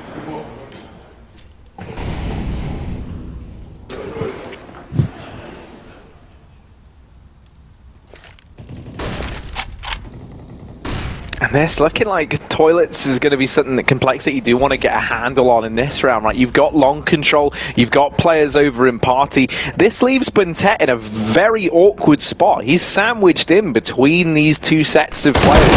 And now they flash in, he'll win that initial fight. 𝓂 getting bested, sick nearby to trade, and that there was unknown to 𝓵𝓸𝓸. So that double stack over towards long yields some immediate results for Complexity. Stops that situation getting too out of hand. Still the man advantage maintained here for 𝓤𝓂, but a foothold taken over in mid and long. That Molotov's going to burn Freeman out into the open, back towards 𝐷𝒵𝒄. Sick is in that smoke. Ooh. Right on the edge of it. The second that starts to dissipate, he's out from long. Freeman now spotted, deals with Summer. Freeman gotta do it all, and only 3 points of health, but he's still finding kills, he's still buying time. I don't know how they haven't dealt with him yet, and it's all gone. Free with 3 HP. 3 kills, 1 for every point of health he had. It's 3-man in that A bomb site as he locks it down. That is a perfect example of how to isolate your jewels and how to buy so much time for your teammates to come back in. I mean, by the point that he took and won that final fight, he already had a teammate up on the stairwell. Somebody was right and ready to peek 𝐷𝒵𝒄. So excellent work for Freeman. Didn't even need his teammates' help. He gets it all done on his own. 3 kills and 𝓤𝓂 salvage around. This game is still going on. It's not over just yet.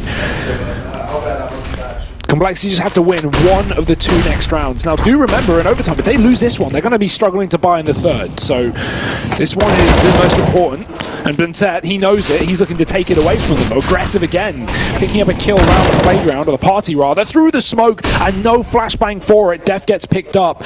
These kind of little mistakes from Complexity might cost them the map. I wonder how often they're going to keep feeding 𝓵𝓸𝓸 over here in mid. These kills, he's finally allowed just to get out of there. Oh. Summer's going to back off with him now. I think he hears that shot rally out from connector, and yet he does seem aware of the prospect. No. But that flash is... Oh, as he's still alive! How do they keep living this? 𝓤𝓂, the unkillable, and 𝓂𝒂's gone as well. It's somebody and Summer lighting up the scoreboard. 𝓕𝒂 left in this alone. 1v4 turned into a 1v3. 2 players up through connector.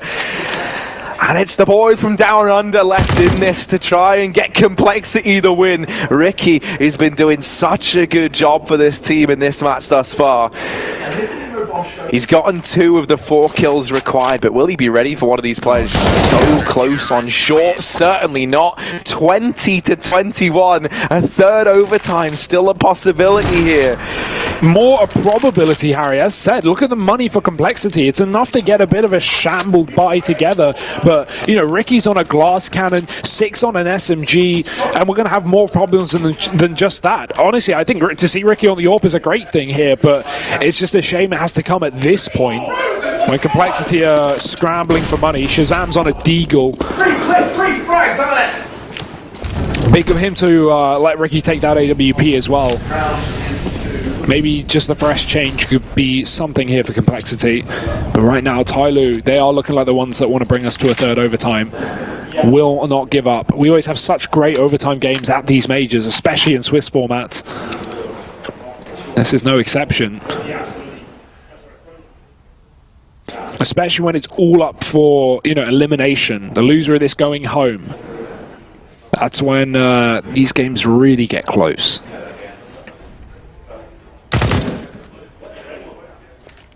Do remember that bomb's dropped in T-spawn, so Complexity can't commit to this B play. Yeah, they're very aware of that as well, so they don't want to get too aggressive over here towards Short or Monster. They're playing back, and they're hoping that someone from 𝓤𝓚 goes creeping into these crosshairs that are already posted up. Bit of damage already going down at long, by the way. Ricky getting tagged up there, and that was by the AWP of Summer, so he's already been spotted. Information gained for 𝓤𝓚. They're only just now going back for the bomb on the side of Complexity, and Death getting dropped over towards Short. Oh, this could spell disaster. 6 spotted. Somebody hungry. He's hungry for this kill, and you can't bait the shot out of him. Not until it's too late. Sick getting shut down. 𝓲𝓵 and 𝓤𝓂 2v5. This was looking like the dream scenario from Complexity, but Freddy Krueger's appeared, and this is now some sort of hellish nightmare. 5v2 as they try and get into this bomb site. 𝓤𝓂's found a double. Maybe there's a chance. Maybe it's not a nightmare after all. Maybe they needed a miracle, and that man could be 𝓤𝓂. He's tapping in the numbers. He's tapping in the bomb. Somebody's missed the knife. What is going on? This is chaos. Attackers left up in the 1v2, and he'll take the first man down. It's only 𝓤𝓂 left to find, but he's got it. Complexity have taken the win. 22-20. Oh, they deny a third overtime. They take this map, the map pick of 𝓤𝓚, and it's a 2v5 to get it done. Harry, they had 10 seconds. They had 10 seconds when going for that bomb plant. 𝓤𝓂 goes absolutely crazy. Massive kills there from the young gun, the latest addition to this team. And Complexity, they save it. In a round that they had pistols and a glass cannon AWP, not even on their main AWP, it was looking a shambles, but they will take that first map. Now we go to Vertigo, and 𝓤𝓚 are facing elimination. That is just not ever a round of Counter-Strike that Complexity should have won.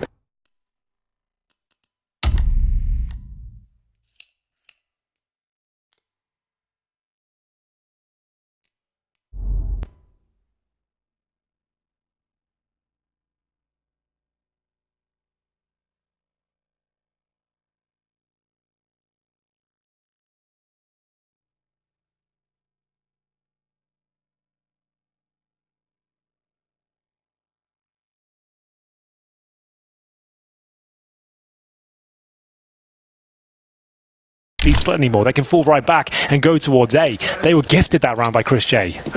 And speaking of gifts, 𝓤𝓚 and Kenny are hoping to have plenty of funds to buy their team some gifts. Maybe rushing here. Jax has got one too. 3 MAC-10s. There is no helmet on 𝓤𝓚 and 𝓤𝓚, but those MAC-10s could be punished long range if ropz hits his shots. That's a fantastic one. The molly separated them. 𝓤𝓚 had to commit.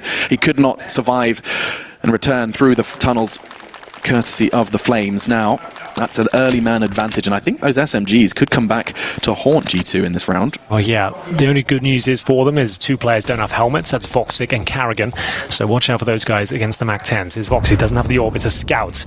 It needs a perfect headshot or a low HP player. Jax is going first when 𝓤𝓚 will push 𝓤𝓚 back. He'll go towards the A ramp.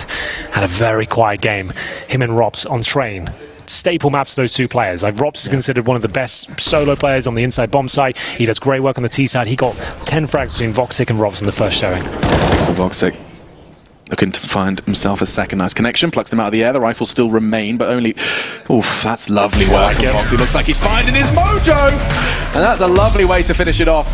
I know maybe a big song and dance about nothing, but for me, getting 𝓕𝓂 online is a win condition at this point. He's considered one of the best 𝓲𝓲 players in CSGO. That's slight hyperbole, I suppose, but it's like a lot of people rate him very highly as a sniper on this map, this particular map. But mousesports coming out again. G2 will have 3 of them so far, 1 AK and a Galil, so they continue to buy here, considering they know that 𝓕𝓂 has potentially a scout still. He actually doesn't. He's gone towards the AK-47. And what are they up to here? They're going for a B rush again. I don't mind it because you showed it once, it didn't work out. What's the worst going to happen, I suppose? Just need a fireman on duty to extinguish the flames, and the mousesports to make their way in towards the B side. Yeah, look at this though. 𝓕𝓂 is playing flat. He's being burned alive as well. chris_j can't hold them back. He is their last stand, and he can't be particularly vigilant. Forced off. Do you even go for this? This may be one of those situations. Not your unicorn round, but close enough. amanek's forced off from the Molotov, but he'll still get that bomb down, just delaying the inevitable. And speaking of the inevitable, 𝓲𝓿 has been anticipating this one for a while. 𝓵𝓬𝓸𝓸 about to swing into the right side of the screen. No way you're expecting that one. There is zero chance 𝓵𝓬𝓸's checking that corner. Yeah, that's really smart from 𝓲𝓿. Nice discipline, and the CTs have to yield at this point and fall back. It's the MAC-10 rush towards B. This time, much more successful. They break through. They had to get close as they possibly could. The flashbangs were decent. They're throwing that flashbang in towards the cubbyhole. Have you noticed that? It bounces off the left-hand side, so you don't blind your teammates, but it blinds all the CTs upon arrival. So that's really cool. They got nice and close to the bomb site. Get that first kill cleanly. Didn't really take any damage at all. And it will be a 5 versus 3. And 𝓲𝓿, he's not taking any prisoners this round, Alex. He wants to take everyone down with round number 5. Yeah, he's hunting them down as best he can. Doesn't want to commit past long. I mean, even those doors with the shadow, it's just not worth it. Doesn't want to give it. Kill to the CTs. At the moment, speaking of kills, we can just take a quick glance at that scoreboard. It's all good in the hood. The only player yet to deliver is 𝓵𝓬𝓸 and Kenny, respectively. Pause here. A tactical timeout, I assume. Was it from G2? I didn't quite catch you. I think the admin forced the pause, so we're not sure just yet. Actually, yeah, we've got a disconnected 𝓕𝓂. So it's a technical. Attack. We'll call it a tech. So he's had a few. He's disconnected on train as well. You remember that weird round? It didn't have any impact on the game. He was done for anyway. There has been an addition to the 𝓕𝓂 story, hasn't there? We saw the chat that we weren't able to catch a glimpse of, but it was a discussion surrounding his config, actually. Not perhaps not all peripheral based. I guess it stems from the mouse. Initially, the first issue of the day yesterday, that was the mouse, and now it's a config issue. But it's just weird. It caused a 20-minute delay. It's strange that we were making the it's not strange that we were making the assumption it was the same issue, but a config issue with a 20-minute delay. I can't never imagine what encountered config issue you anything can like have. that. Like, you're bringing your config user home to the major, you just upload it, use it. Shouldn't be any issues there. I can't even work out what that could be. He's got some voodoo radar binds or something. Yeah, potentially. I couldn't even tell you what it is. I'd have to speak to them afterwards, I guess. Yeah. But for now, you're forced to speak to me. And these guys are forced not to speak to anyone. That's the tech timeout once again. So dead silence for the players. To catch their breath, work out what the next round has in store for them. Remember, G2 did win the last round with a plethora of MAC-10s, but 3 weapons were saved on the mousesports side. They saved a couple of AKs and an M4 as well, so definitely up for it this round. We do need to see 𝓕𝓂 get out of the AWP though. As that can happen, these back and forth games, your sniper can just never get going because every round you win is so agonizingly close that it comes to the point where you're just into a scout or an SMG next round. And we've seen plenty of games on 𝓲𝓲 where Kenny won't even get the AWP until round 12 because their finances have been so battered and bruised throughout the outing. So for now, waiting for 𝓕𝓂 to rejoin. It looks like he's typing away, working out what the problem could be. A quick recap as well of the games that are happening elsewhere for any of you fans trying to watch, with 3 screens open. Keep track of all the Counter-Strike that's going on at the very same time. avangar met Hellraisers on 𝓲𝓲, this very map we find ourselves here for the best of 3. It was a success for the avangar boys. They are coming for the Legend stage, 2-1 for avangar, win versus Complexity and Hellraisers, and looks like we're back on track. So mousesports G2 is what you're here for. Map 2, 𝓲𝓲 and G2 with a 1-map lead. Let's see. Oh, it's the B rush again. I love it. That is saying, you know what, let's just keep doing it. We can't handle this right now. Oh, it hits 2. It's 𝓕𝓂 to the AWP, gets the first, and it looks like this is going to be very problematic. I'm not sure he's going to have a top here. 𝓕𝓂 is still alive, but not for long. 𝓕𝓂 still on the bomb site here, and it's going to be equal trades for now. Smoke towards the door. Advantage for the French. And now we have 𝓵𝓬𝓸 and 𝓕𝓂. 𝓵𝓬𝓸 yet to frag in this game so far, 0-3 up against Jax and amanek's. An attack team duo looking to close out this 2-on-2 clutch. It's a cool answer, taking the AWP to B, but it hasn't got them the whole way. They're not across across the finish line yet. Yes, early damage. Yes, it stems the bleed, but now 2 versus 2. 𝓦𝒄 on default. Jax for the crossfire, holding the window. It's gone well. Frozen's gone down. Now 𝓬𝓸𝓸, yes, he has a kit, but he's got to find 2 impossible frags. Gets the info on both. One shot. 𝓦𝒄's taking the fight as well. So close. Wow. Saves the day for the French. 𝓬𝓸𝓸, it's always 𝓬𝓸𝓸 trying to pull him across the line. He had enough there. He gets through the window, hits a stunning shot to open things up, does the damage to the second. There's 1 bullet separating them there, but it's G2 that take it, and that's going to ruin the money on the mousesports side. Just they're getting back into this one. Just the tiniest margins, the tiniest margins could shape this entire game. That's interesting. ropz has thrown that one out. This used to be a bit of a mousesports special when they had 𝓲𝓂 within their ranks. Yeah. Like we said, 𝓲𝓂 considered one of the best snipers on this map. They're putting a lot of stock within his skills in this potential round here because they're going to get an AWP and nothing else, and hope he can get a mid pick. Wouldn't surprise me if he challenges T-Spawn here. Okay, well that answers my question. I was going to say, do you want to keep that one a little secret? Hope that they push towards your site, you know, posture him towards deep on A, hope they commit down long? They are going to... they invest further into this one. They've got a scout as well. They just called a pause because of this conversation. Yeah. There must have been a conversation started after that. They realised that we've invested so much into this AWP, we can't have 4 USPs around. That's not going to be enough. So they're actually going to force fully into this one, ladies and gents. Ooh. 1 M4, a single AWP, and a scout. It's actually not too bad when you break it all down. Like, it means 𝓲𝓂 has to be either boosted on short or challenge T-Spawn, which I wouldn't recommend in this game. It doesn't really seem to work out for the CTs ever. But we'll see what he can do. 𝓲𝓂 will be boosted towards short. Okay, does he got a second member with him? He does. So we boosted towards lower B at this stage. So we're going to opening pick. They're rushing B again. ropz is solo with a scout. This should be impossible to hold, and it is. Yes, you've tagged up 1, but there's 4 Ts to deal with. It's just not realistic, and they've 4 gone rounds in a row, B again. Why not? If it's working, like, and they legit can't hold you off. This is the 𝓤𝓸 ℚ𝓂 school of Counter-Strike. Right. Just keep doing it. Keep pumping them with aggression. If it ain't broke. Yeah, that's something he likes a lot. So I'm sure he's enjoying this. Certainly. I mean, for now, the G2 strat book is just a single letter. 𝓲𝓂's going to try and keep hold of that AWP, kindly donated to him by ropz, and of course ropz had to have the poor man's AWP for a solo B hold. My goodness, that scout didn't get him far. Lucky, he's got a couple of scars from it, but that's another round. They invested everything they had. They didn't get a single kill. They got 1 scout tag in. With a B rush. With the B rush. And like you'd think, they've done it 3 times in a row. Do we try and counter this? They surely won't. The mindset they're in is right now, they surely won't do it again. Which would, logically it takes, they won't, because it just should be very, you can counter that very easily, right? You know, it's not like it's a strong tactic, but if it's working out for them, the MAC 10s, and their money's low, they might not have helmets, you can see how destructive it can be. Especially when the money's low, they won't have the incendiary, for example. That's why they're trying to force their way into B over and over again. Do they do it once more, though? That would be kind of nuts. 𝓲𝓂 surely goes to his B window this round with the AWP. Like, I can't see in a world where he doesn't. We saw the answer clearly was that AWP from ropz, right? He took the AWP to B, and that was the closest they came down to that 2v2. Yeah. 𝓲𝓂's not. He's taking that AWP on the way towards A, and G2 doesn't look like they're going to be pulling the same trick this time. Certainly not off the opener. Well, they've done the same flash. Lucky is actually throwing in utility to suggest they are doing it. They've got 2 players in the B side now, ropz and Frozen. That's 𝓲𝓂 with the M4. He boosted on short again, but he's not going to be looking towards lower B. He's just holding the catwalk. It's a slower approach here from G2. 𝓲𝓂 towards short. 3 players outside long. Lucky holding the B tunnels. They're actually transitioning over to the other side of the map here. Chris has gone for a 𝓬𝓸 vest with his USP.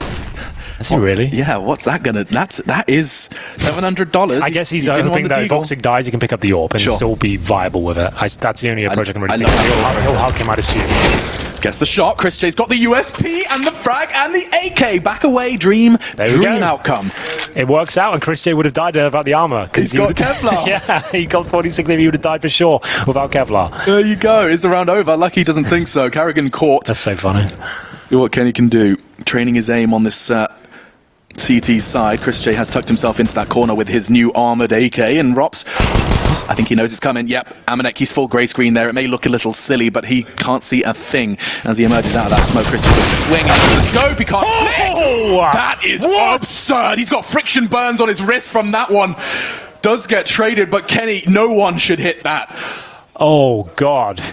That's a statement in itself. He's just getting warmed up. That's old school. That's very retro. Well, a strong round from mousesports, I have to say. The AWP USP combo. It's not known to be the strongest, but it certainly works out there as Chris J handles it so well. It's 𝓲𝓬 gets the first, and Chris J ready with the most basic of weaponry. The silence USP makes it go out. Let's have a look at this. Is this in slow-mo? Yeah. Oh, Frozen. He's made you look a little bit silly there. I wish we could have the player cam of Frozen's face when he just gets slapped. Wow. Tactical pause called in by G2 after that one. And they have got a double AWP. This is where the Counter-Strike gets a little more interesting. Chris J and 𝓲𝓬 pulling out the double AWP for the CT side. G2, they've secured such a lovely lead due to some of their successes on B, hitting it back to back to back to back to back.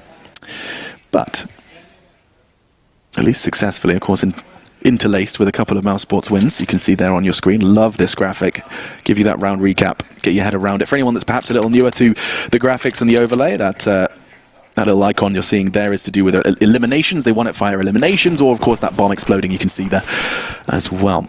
Indeed. Kenny S. Doesn't spot 3, but that's exactly what's happened. mousesports could actually go for a little push here if they so wish, throwing in the incendiary and just making sure the B defense is nice and strong, considering there's been so many B rushes throughout this campaign so far. Feeling that's not a threat anymore. One of the AWPs will fall back. That's going to be 𝓲𝓬. And now Chris J with a double AWP set up after the success in the previous round. 𝓲𝓬 surely has this kill. Narrowly misses out on any damage there. The grenade might tickle one of them, does no damage, and short control is granted towards the French players. Just the angle that Shox chose to get up on that Xbox was so perfect that you couldn't be seen by that AWP. I mean, it's all these tiny little decisions. Yeah. Thousands upon thousands of hours of Counter-Strike all accumulating in pursuit of that major trophy. And this is just day 2 of the first stage of competition. This is a sign of things to come. This is a CSGO major, and this is the very first stage. We've got 2 more to go after this. Epic game so far. First map didn't work out for mousesports, and now on the pick of G2. B split looking likely. 3 towards the tunnels of 𝓲𝓬. You feel like he's going to get at least one of these. He is blind. He doesn't connect. And ropz now has to deliver with Frozen. It is the bomb down. He finds the second kill. It's going to be up to 𝓲𝓬 here. Does he find this all-important frag? He certainly does. They know Frozen is tucked in towards the car. They need to take him down. It all of a sudden goes down to a 3 versus 3. No kits available on the CT side and a lack of utility, to say the least. They do some damage towards Lucky. The bomb's going to go down here, and 𝓲𝓬 can't dive through the window until his teammates are with him. Yeah, he made that sound, but also I want to remind you that's a double AWP retake. And not only is that a double AWP retake, it's a double AWP retake on the hardest site in Counter-Strike history to retake. I mean, this is a tough one. Let's see, they're having a go. 𝓬𝓸's going to be enough to leave it, boys. Get out of guys. I don't know why they're still there. Yeah, looks like they're turning tail. He may be hunted down just a little bit. 𝓲𝓬 and Chris J trying to 𝓬𝓸 away, and I think that's the end of 𝓲𝓬. Chris J will preserve one of the big greens, and it's something. Not much of a consolation, I say that. You might not just find cover in time. There's going to be a double peek. Does manage to take the head off Shox, trying to keep hold of his AWP, but Kenny's ready to shut him down, and so 6 for the French. Double AWP setup. Can be wonderful if everything's going in your favor, but as soon as that bomb goes on in B, you're right. That's really up there with like the outside bomb site on train and 𝓲𝓬 B bomb site. It's very difficult to retake you, especially with a man disadvantage, even more so with 2 AWPs, and it's all down to 𝓲𝓬 there. He comes through the smoke, he times it to perfection, he takes down ropz and really ruptures the defense there, and 𝓲𝓬. A lovely little tidbit as well was when he was playing around that smoke after his frag on ropz, he decided to get on that barrel. So if any bullets got thrown in from or in pursuit of that trade, he would be away from that crosshair anticipation. Nice work. Well, they've brought up again. Double AWPs with pistols and an M4. I guess desperate times call for desperate measures, Alex. They're trying to really get themselves back into this game. They're going to spend everything they've got. They need some rounds on the CT side.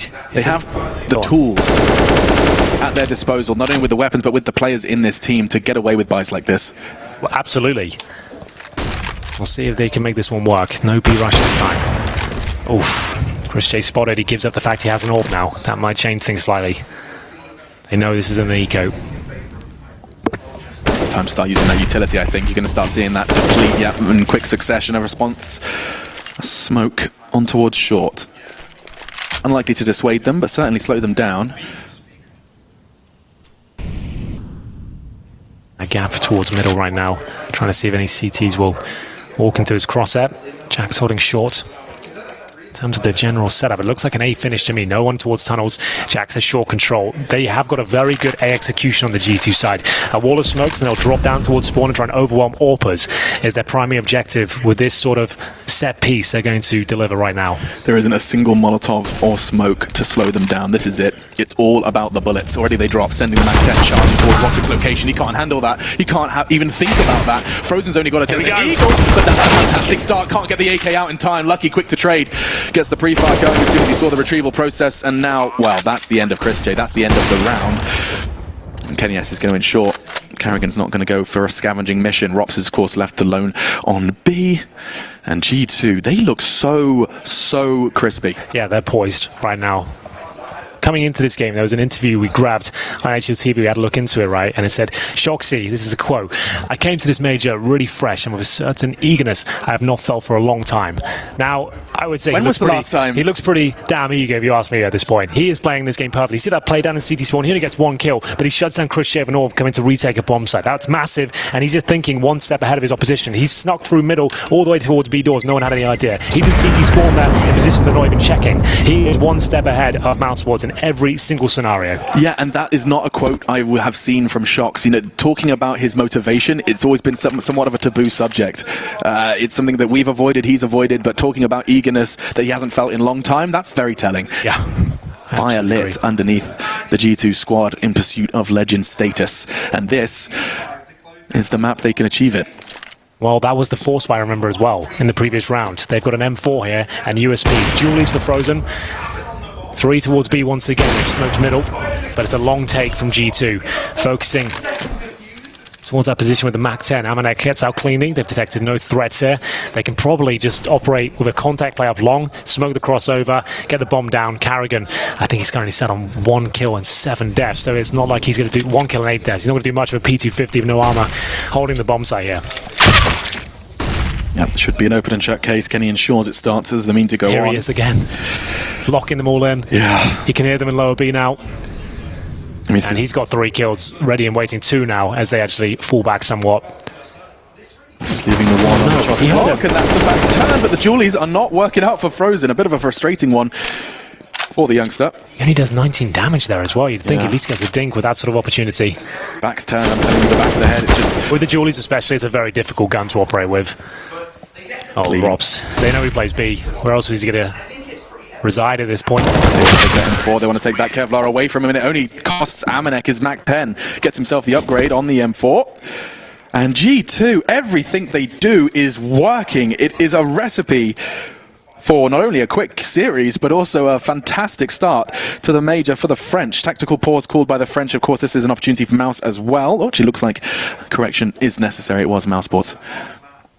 Coach using his full 30 seconds. It is 4 30-second timeouts given to each team that they can use to not only converse with each other, but also their coach. Microphone muted for the interim. Indeed. How do you feel about that? Do you feel like coaches should be allowed to jump in at all times and be there, part of the squad? I was very kind of adamant that that change felt like a very strong limitation, but I also think I understand the thought process that Valve had, which was we want to keep the very high level of Counter-Strike as close to the lowest level of Counter-Strike as they can. It's worked, in my opinion, because you look at in-game leaders within CSGO, they're worth their weight in gold. A decent in-game leader is difficult to find. I agree. If you have someone just crutching you and making sure you're supported all the time, I think that's a bit of a cop-out. So I like that. The fact they can chime in when they have to, I think it's a good balance. I'm not mad at this. And it's a thought process you have to have. It's another conversation to have. Do we want to use our timeout now? Yep.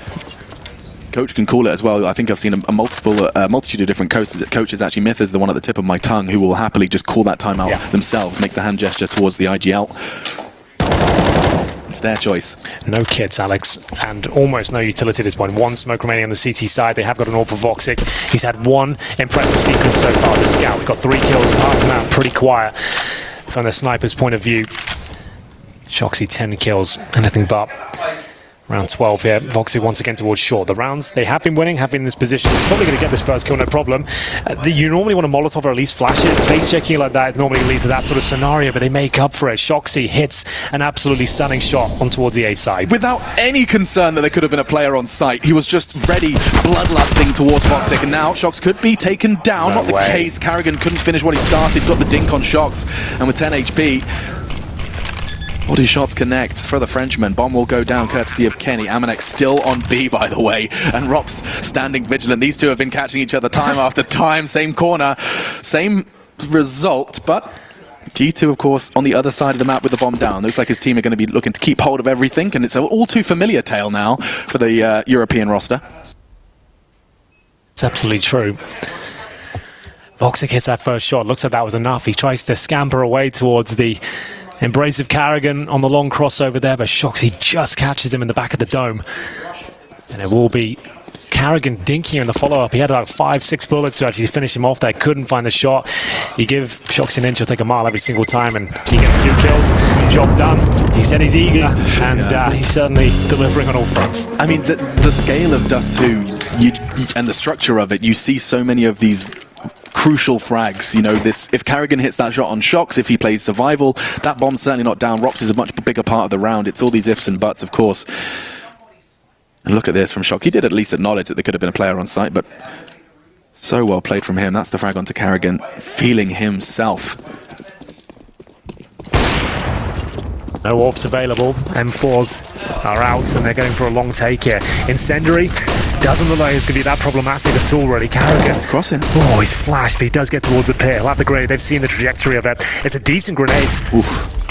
Flashes himself. He wanted to throw the smoke. I didn't think he realised what he had out.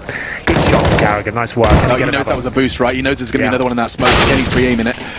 And 𝓦𝒄 shutting down the AWPer. Bomb loose as well. They have that information to work with, but do they have this information? Lucky's already on A site. 𝓬𝓂, he's going to be anticipating it. He can hear the steps. He's not going to be ready for a second, surely. 𝓬𝓂 is going to be shut down, and 𝓬𝓂 keeping mousesports in pursuit of their 4th. 𝓦𝒄. The AWPs, good choice. The right weapon of choice. And 2 there. Okay. If it was given an opportunity to dart away in a 1v2, that could have gone south. 9-4. mousesports will hold on. They collect an AK-47 and the AWP. 𝓬𝓂 saving them. I mean, that was the same story on Train, right? The few rounds they managed to make impact on, it was courtesy of the Dutchman. Lovely multi-kill on site and finishing it off as well onto 𝓦𝒄 before things got out of control. Round 14, ladies and gents. Double AWP setup on the T side. You don't see that too often. One of the few maps is actually viable on is Dust 2 as you're going for gap shots here. The auto sniper is out for 𝓬𝓂. Also a viable weapon, I think, is criminally underutilized considering how powerful it can be. Yeah. It was quite prolific in the early stages of CSGO. 2012, 2013, it was used a lot by the likes of NIP, but you don't really see it that much anymore. I feel like it's one of those weapons. There'll be one major, one big tournament, one team is using it so much and they're getting amazing results, then they will catch on. Yeah, the one, of course, crutch of the auto sniper is the AWP, and that's a bait and a half. You see that? Double AWPs on the T side. He's trying to shut down Kenny. He knows that's the AWP. He thinks he can take that fight. 𝓬𝓂 locking his eyes on his position. ropz will upgrade. And here comes the dak. 𝓬𝓂 equalizing onto Jack. Smoke towards B, just to suggest there's some presence to that side of the map. That's thrown by 𝓦𝒄. He'll make his way back towards T-spawn. He's baited out decent utility here, so it has sort of worked out. Lucky checking that close right corner. He was adamant someone was there, but still 𝓬𝓂 delivering frags all over the map here. His second towards middle, and 𝓬𝓂 gives up the fact that there's another player towards that side of the map. He smokes towards the mid door. 𝓬𝓂 actually sees it's a pretty terrible smoke. He can get out and actually use it to his advantage. Another smoke this time thrown by Kenny towards A. The CTs are anticipating. Catches a glimpse of the barrel. 𝓬𝓂 can't handle this. Crouches under the crosshair and Frozen. Are you kidding? That is... He could actually get them ashore now. Frozen is sneaking behind enemy lines. He knows 𝓬𝓂 is there. Wasn't ready for 𝓦𝒄. Oh, but it could have been gorgeous. So silky smooth from Frozen, and it's going to be squandered. Could have been the craziest plays. That takes balls of steel to walk past an AWP like that and just keep going and let him be. This is Frozen, by the way. This is this 16 prodigy. years old? Yeah, precisely. 17 years of age at his major, and he's looking to pull off tricks like this under the crosshair of 𝓬𝓂. Get that clip. Pourquoi? That's brilliant. Excuse-moi. That replay of the reaction, that's perfect. Wow. Final round here, Alex, and once again, limited resources. 𝓬𝓂 the Deagle, focusing on the scout. ropz with the AWP. That was actually purchased by himself. This is not a look you see too often where 𝓦𝒆𝓵𝓸𝓶𝓆 got the scout and ropz has the AWP, but I guess he's playing the B-bomb side. He's had a lot of trouble on that side of the map. Feels like it's the only weapon he can really use to shut them down one by one. And talking of things we don't see all too often, successful double AWPing on T-side does too. Yeah, well, I guess it's one of those maps, like I said it so often, like you don't necessarily need the deepest strat book. You don't need to have the greatest understanding of the map. It's like one of those maps, if you're hitting your shots and you can freestyle it, no problem. You can just make on-the-fly calls, you can call B rushes, and they're all viable. Double AWP setup, if 𝓲𝓂 and Kenny are feeling it, why not?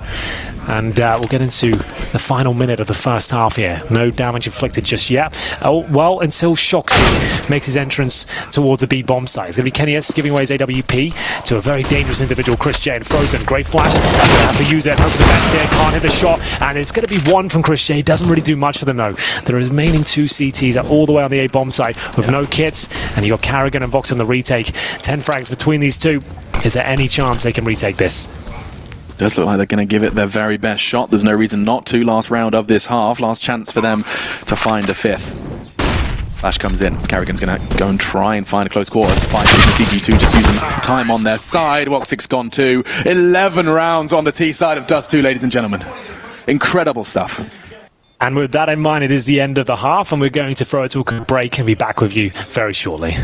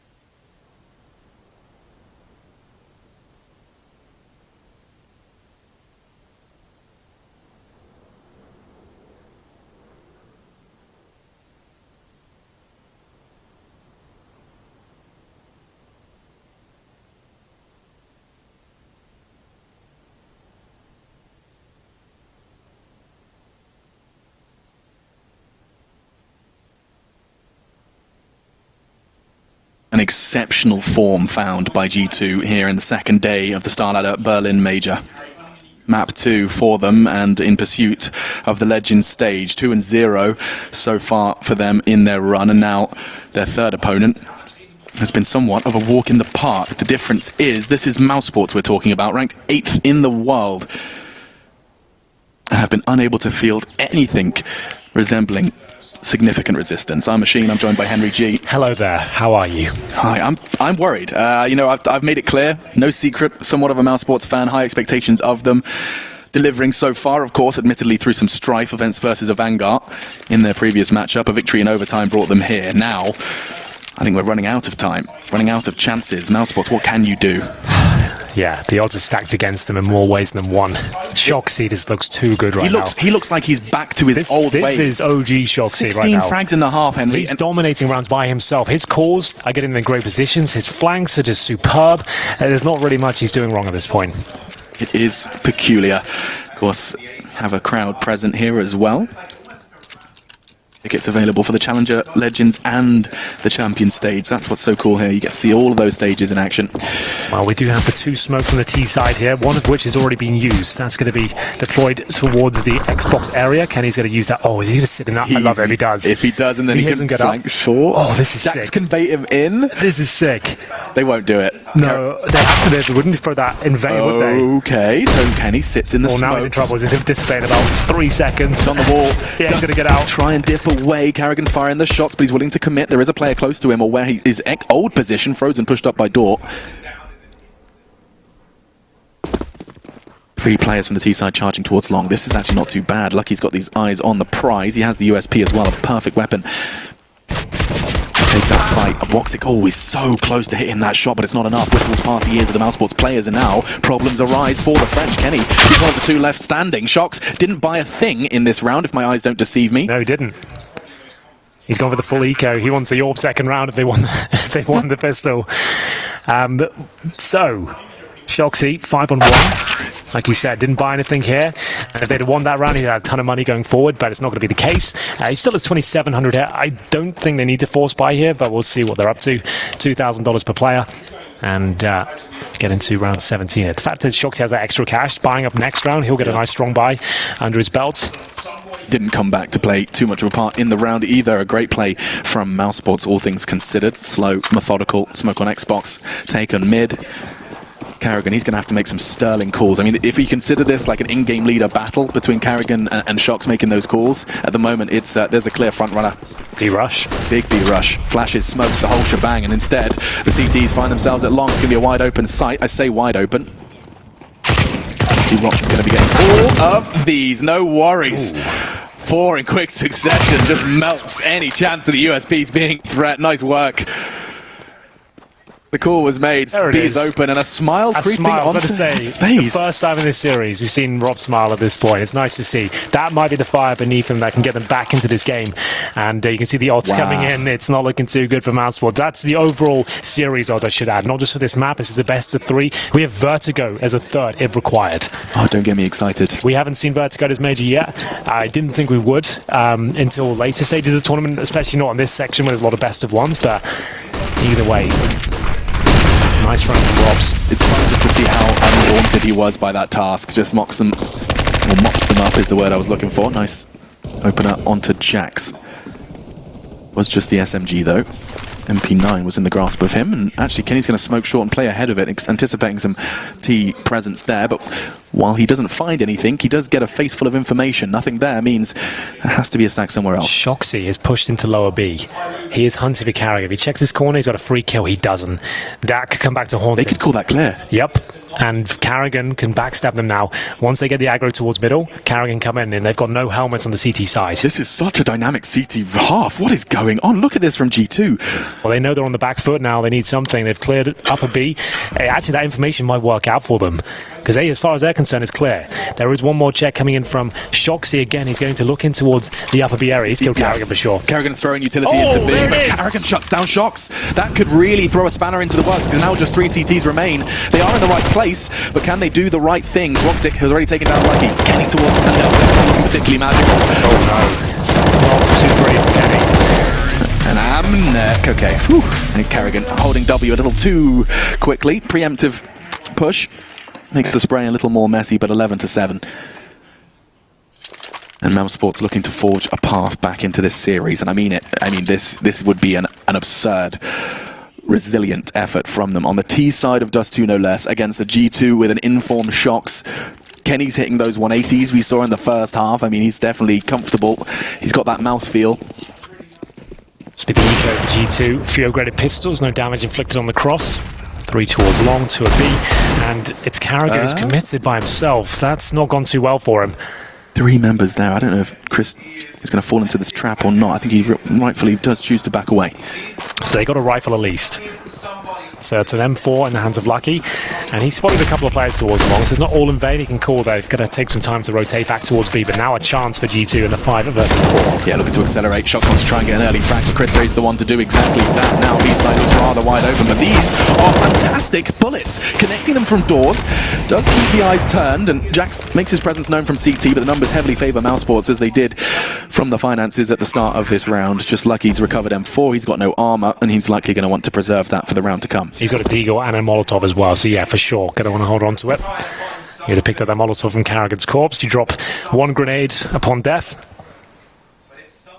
Lucky will hold on to the rifle. 𝓵𝓻 can certainly fly with the idea of taking down an exit kill here. He's been spotted. That pretty much thwarts his chances here. Holding towards spawn. He's just going to hope they challenge him. And unfortunately for him, the Molotov is available. They can flush him out, no problem. And Lucky just to save the M4. 11-8. So a chance now. It's never over. They managed to win the pistol and follow it up with a conversion, and now 4-0 up in the second half. ropz at the very top with 15-9, and we have foxy with 14 kills as well. That's slightly skewed by ropz's ace against the full That's eco. a good point. But yeah, still gotta get him in the game. Like those frags might seem like they're irrelevant, but it actually fires a player like him up. Yeah, he'll feel like, okay, now I'm starting to feel it. Yeah. You know, he can start believing in himself. Because you are given 5 targets in very quick succession. Yes, it is. You know, you have a significant advantage, but it's by far from easy. No, it's still an impressive sequence, and he's smiling after that one we saw, so it helps him out emotionally, I suppose.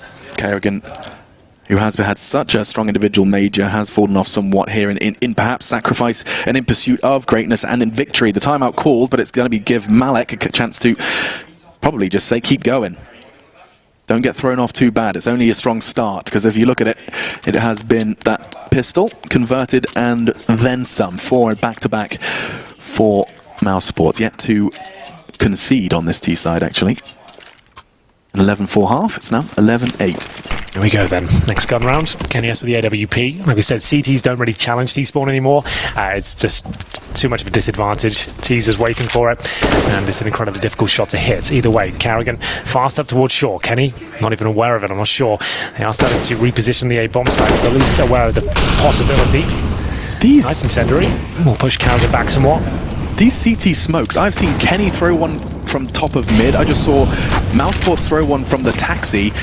They've all got these fantastic long-range smokes. Everyone's been doing their homework ahead of the major. Now, 𝓬𝓸 can do something ridiculous here. You can see Kenny, he wasn't expecting him to be low. Looked to adjust for short. In the meantime, though, this has gone back and forth in favor of Mouse. They're looking to perhaps even back away. G2 is 𝓦𝒵 towards short. Looks like we're going to be seeing 𝓲𝓿 head towards long. Perhaps not the save just yet, or just looking to contain. Let's find out. With no kits. And that helps out a lot. 𝓲𝓿 somehow gets that shot towards the car, no less. Wow. I don't think they're going for it still. 𝓲𝓿 does fall back from long, so I think they're going for the exits here, which is the right call. But still, I think Frozen might have this kill on 𝓦𝒵. We will see. Oh, wow, perfect. Nice work. Well, there we have it. 5 in a row now for mousesports. Money is there for G2. They've had the loss bonus for a while. Lucky has $7,100. 𝓲𝓿 5K, but 3 of them hovering around 4,000. So not ideal. There is a buy there. They've gone for it. MP9 for Jax, an AWP for Kenny.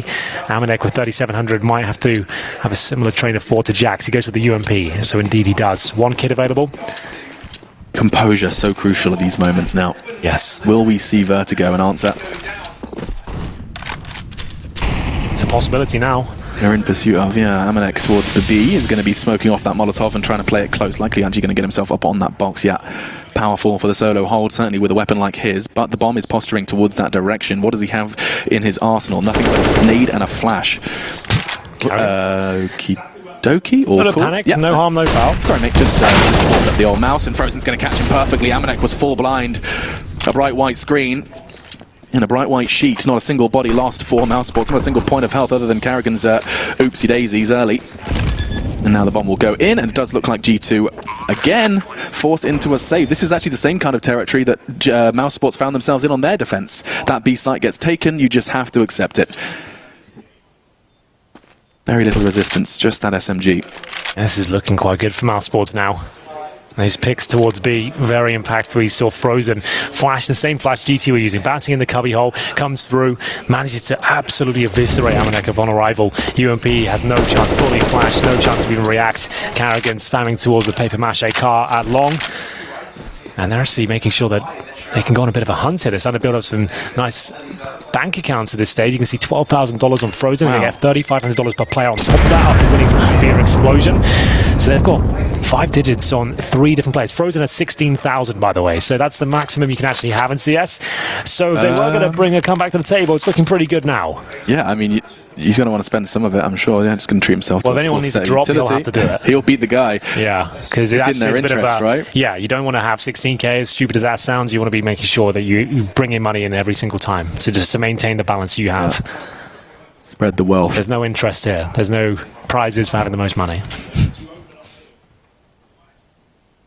No, that's called capitalism. Indeed. We live that reality. Well, that's what esports was built upon. Hell yeah. speaking of, this is brought to you by Secret Lab. Do you have to do the call out now? They're going to want it after that. The best in the CSGO world deserves the world's best comfort. GG.bet as well. Of course, our bookkeepers have been giving you all of those odds, and the odds were heavily in favor of G2. Oh dear. Let's jump in round 22.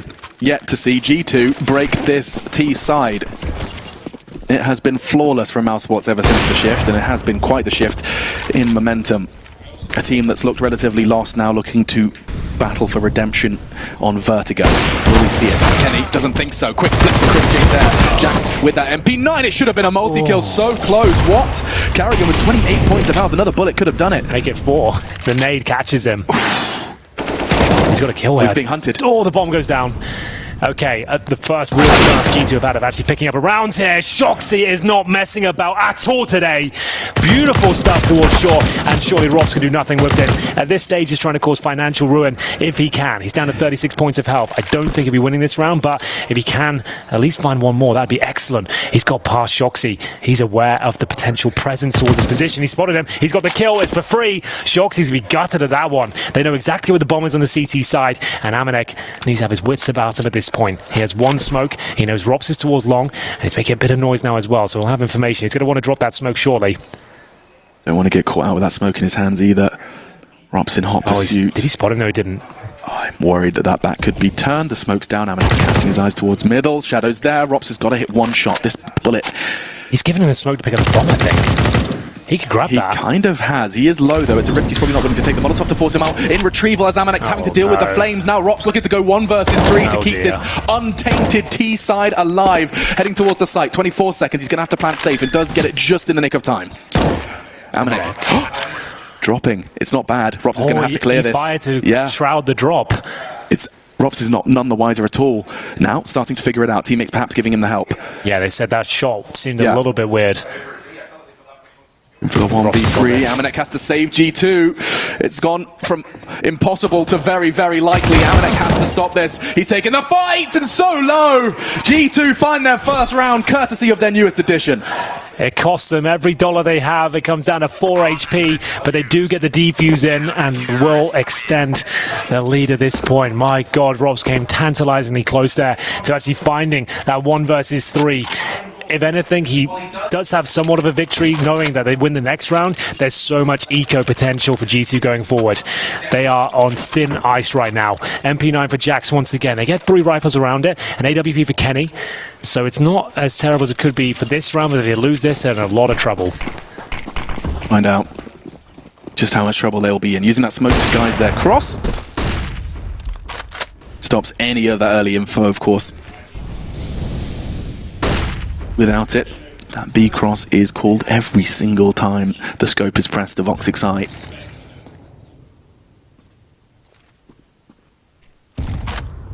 B approach, 3 players making their way towards the site. Trickle smoke expected. It's just going to be a straight up flash, you know. They're just going to flash and go off this. I mean, if you've got Frozen to send in first with 𝓲𝓂's to trade, I'm in. It's quite... Frozen's been cracking up in this side, no problem.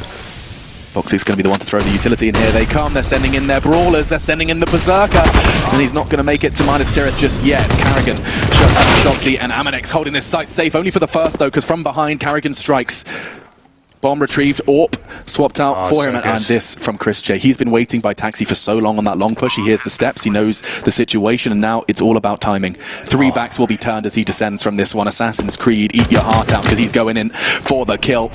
Slow, methodical, bullets to the backside. Lucky's gone. He just hides away as well. Now they can't do anything. They got to focus on it. They got to save. If he gets another one here, that's great, but he's done enough already. That's an existence special, that one, where your teammates are all taking up the B bomb site and you're dropping down CT spawn just behind them. That's from way back in the day.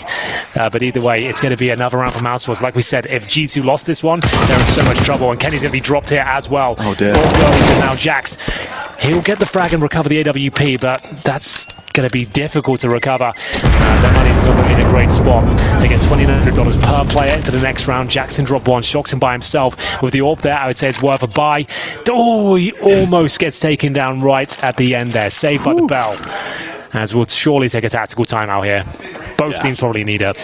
Catch your breath. This time it's called by G2. This is where the coach has to step in, because his team is starting to perhaps doubt themselves. They had such an incredible first defense on train. It was nearly impervious, that's the word I'm looking for, but like they could not be broken on their defense this time. Quite the contrary.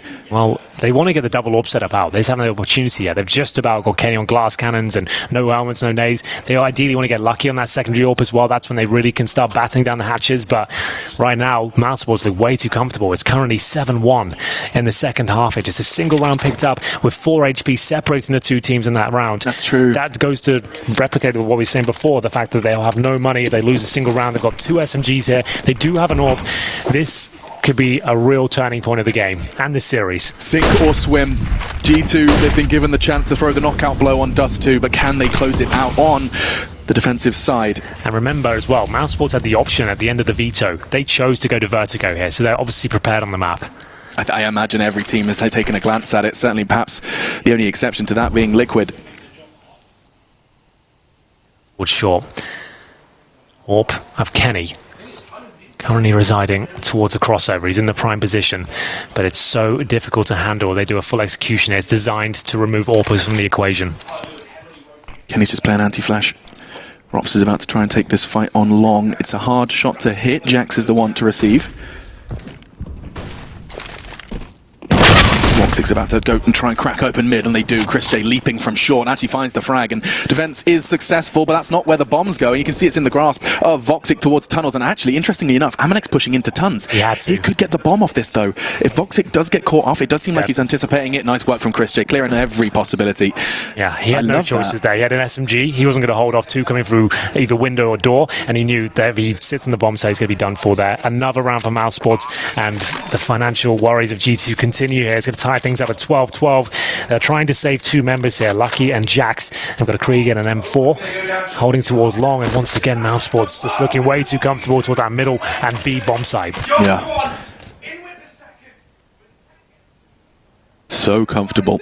Both teams on their T sides have just looked poised. Uncharacteristic, sure. Are we casting next door as well? It does sound like us, for sure. Sounds like you and I are next door right now. Well, shout out to Harry and Hugo. There is 2 streams running simultaneously to this one. If you have had your eyes locked on this one, I don't blame you. Don't move a muscle, but second stream available to you as well. And that game is underway now. I believe I was keeping an eye on it. It was Complexity playing, I believe.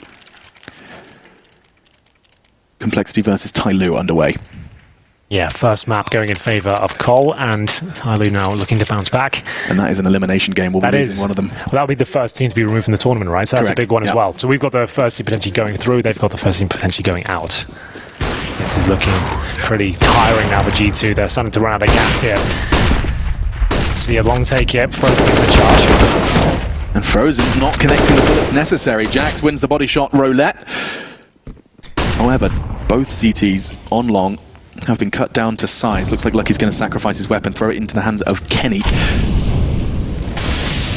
Just play the rest of the round with that Desert Eagle. Jax is doing his best to survive. He wants to keep that shot in Kenny's hands, and it doesn't seem like he's familiar with the Krieg. No, definitely not. There's a discomfort seen in the spray. Oh, look at this from chrisJ. He's aware that gap could be a potential for Lucky. 3 versus 3. That kill from Kenny, I'm sorry, that has to come in for him. That's a freebie. I don't think he's been doing the aimbots with the SG. Did Chris spot him? Oh, apparently so. 𝓦𝒆𝓵 ready for it. A round looking successful. Oh, it's just perfect. A taste of revenge. From the very same spot. That's where ropz killed amanekh time after time in the first half, and now a taste of his own medicine. Now suddenly a level stead. Going together, trade it, win. That's a bit of a blunder there from ropz. Well, 2-on-2. G2 didn't invest into this round, remember. They brought a rifle from this previous round and had pistols with it. I think it was a Krieg and the M4. Now they have 2 of the T-scoped rifles. 𝓦𝒆𝓵 with chrisJ. They have an AWP. They're just going to walk into B, right? I mean, the way G2 are playing this, it's kind of all or nothing. Come A, we'll have a go. They can smoke the doors, Molotov window, plant the bomb, and they'll have a massive advantage. There's no kits, no armor on amanekh, and they're playing together, but this doesn't look good. Okay, by hearing that, that's enough of a sound cue for amanekh to dedicate his life 10 seconds left. What else do you think is going to happen? Yeah, let's go. But the bomb's not on the low HP player, and so a warning shot fired. And trying to close that gap ASAP. He wants to try and put some pressure on that planter. 𝓦𝒂 on site, very standard crossfire. This is why we say this is the harder sites to take. Or retake, I should say. They're considering a walk through the smoke. It's 𝓕𝑗's job to hold it. And double peek now, all onto 𝓦𝒂. This is actually not impossible for G2. 𝓬𝒂's pre-aiming. He's ready for 𝓦𝒂. It should just be one click of his mouse. It's two. Damn easy for 𝓦𝒂. And mousesports continue their spree. T-side 𝓤𝓸 seems to be theirs. Just the one blemish on an otherwise perfect scorecard. Yeah. 13 now to 12 after an 11-4 half from the French. It's 9-1 here in the second half. mousesports will take the lead for the first time. 13 to 12. Money there for G2. Like we said, they're looking to get on that double AWP setup. It's Kenny and 𝓤𝒂. 𝓤𝒂 was hitting some great shots. In the first half, they had a double AWP setup on the T side of 𝓤𝓸. This is where they wanted to go. It's taken them a while to get there, but they finally got the buy they're looking for. 𝓤𝒂 will get tagged but not deliver any damage himself. Towards middle they go. Maybe with the information that 𝓤𝒂 is low, he needs to get the hell out of there. Lucky to be alive, he'll actually fall back towards the B window. Okay, that smoke's going to enable that. An interesting wall of smokes. That one was actually just an unlucky concoction. Smoke towards CT. A Molotov for the close corner to stop any CTs pushing through that close corner. Didn't quite work out, but here we go. Charging now towards the B players. It shocks the tagged up player. Could come back to haunt him. Still fragging though, and 𝓦𝒂's there to babysit. Now 2 for 2. 𝓦𝒂 looking to keep hold of this site. They know he's there. He's already made a presence known. ropz dancing and finds the frag. It melts through him with that Krieg. And once again... Oh, it's the B site. It's such a toughie. Yeah, and they've got kits, sure, but they have no real control of the situation. I'm not even sure they can justify going for this. Not at the scoreline like this, surely. Well, there's a kill available for Jackson lower B here. He should be able... Oh, he doesn't commit. Oh, no. There was a freebie. This is such a risk. Kenny's trying to be a hero. 𝓦𝒂 takes that AWP away from him. In more ways than one. Likely going to scavenge that one away into the next round. Express delivery.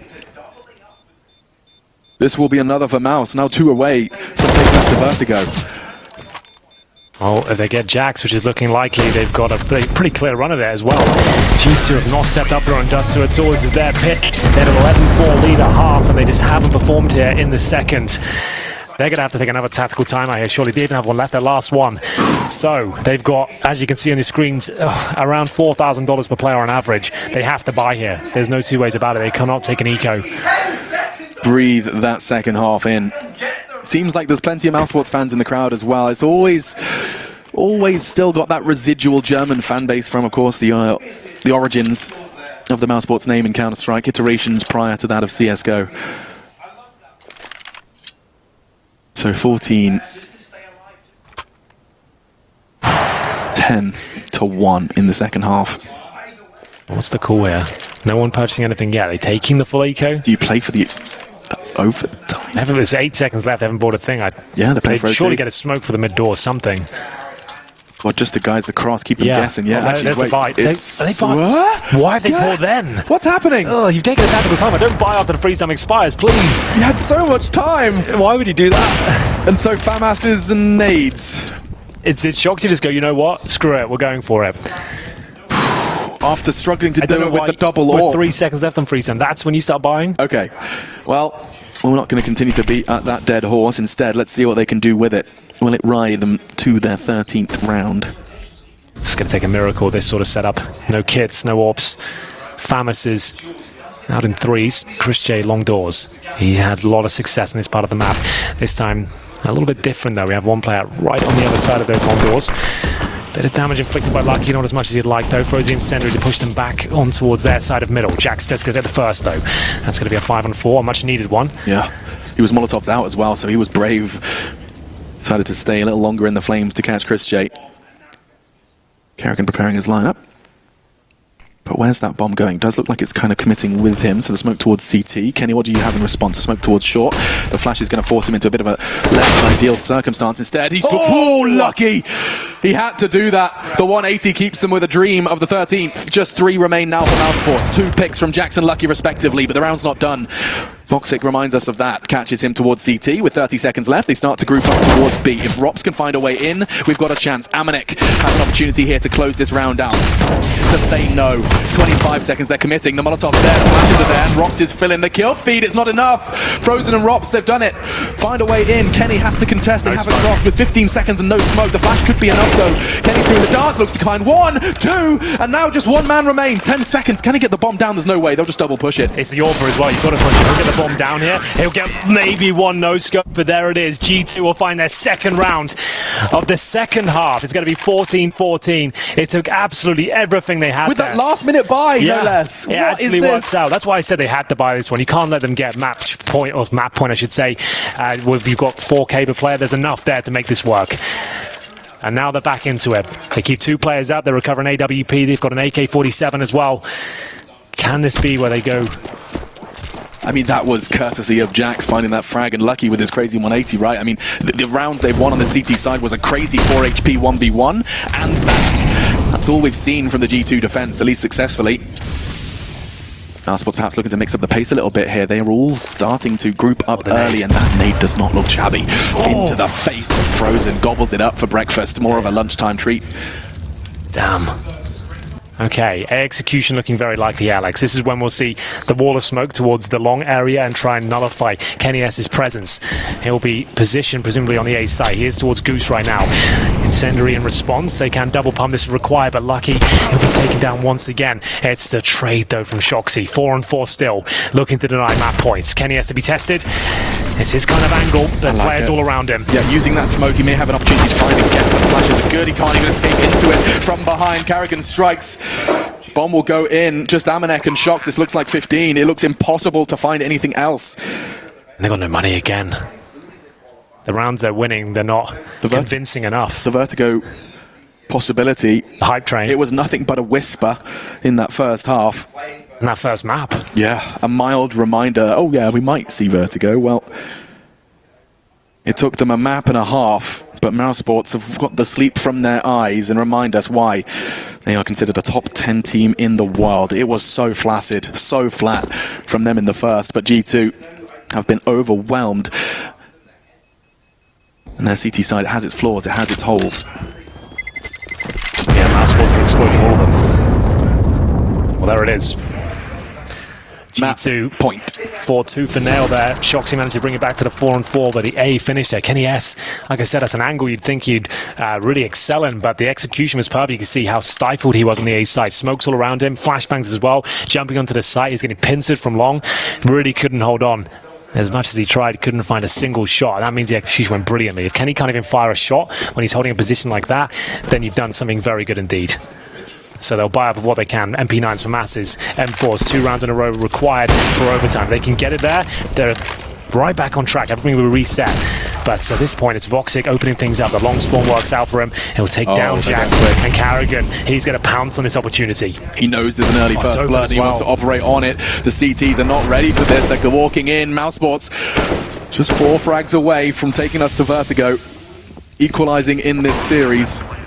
It's been turbulent, and 𝓲𝒂's not done there. He found the first, found the second. He's teaching us how to count at this point. 1, 2, and 3. 𝓦𝒵 and Lucky remain. Not done just yet, but shots from ropz into the toes of 𝓦𝒵 leave one man, just Lucky, and he's gone as well. �carrigan's the one to throw the final nail in the coffin.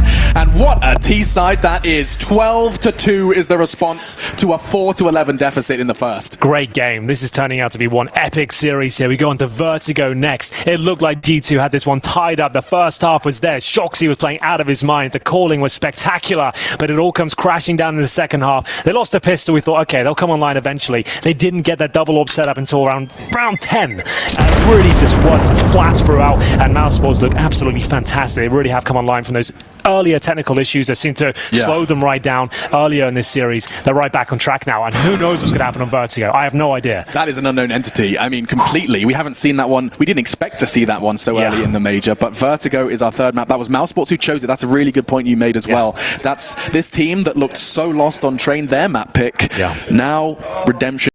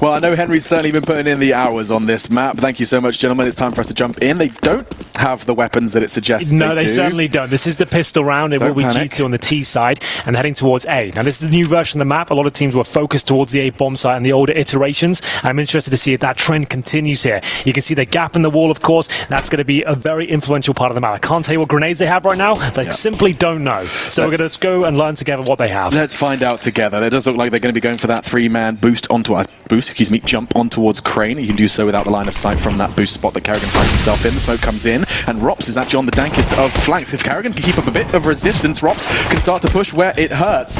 Nice work. 𝓬𝓸𝓸's doing a great job in surviving. Kenny, however, keeps things level. In fact, now the lead in favor of the French. Frozen's looking to change it. Swings in, doesn't connect the shot into 𝓬𝓸𝓸's dome, but still breathing, still kicking. And now just 2 versus 1. It's ropz with the element of surprise. He can stop that plant if they choose to go for it, but instead the bomb's on its way towards B. They're playing this oh so well.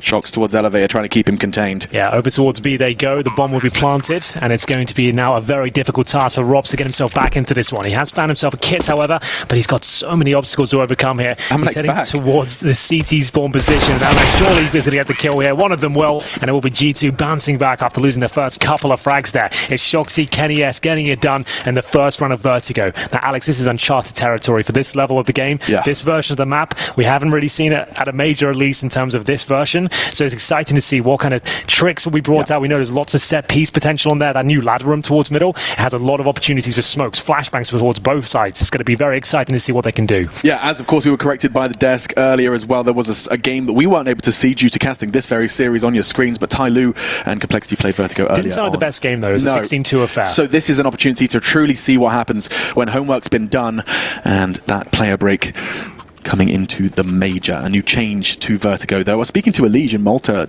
in this boot camp for the major, and I asked him about 𝓕𝓸. Now, of course, not sharing everything, but what he did say was that he thinks it's even more CT-sided than it was before. Really? Yeah. Okay, that's his understanding of the changes. Yeah. What are yours, though? I mean, we saw that the change to the B steps does seem to favor the CTs. I think so. That we've been working with these smokes in our free time, right? You can smoke towards the B steps from CT spawn now. You can do an arc smoke that goes across the map, lands in the mouth of the entrance of the B lobby, meaning you can shut off the B entrance completely, have one player anchoring the B side of the map, right?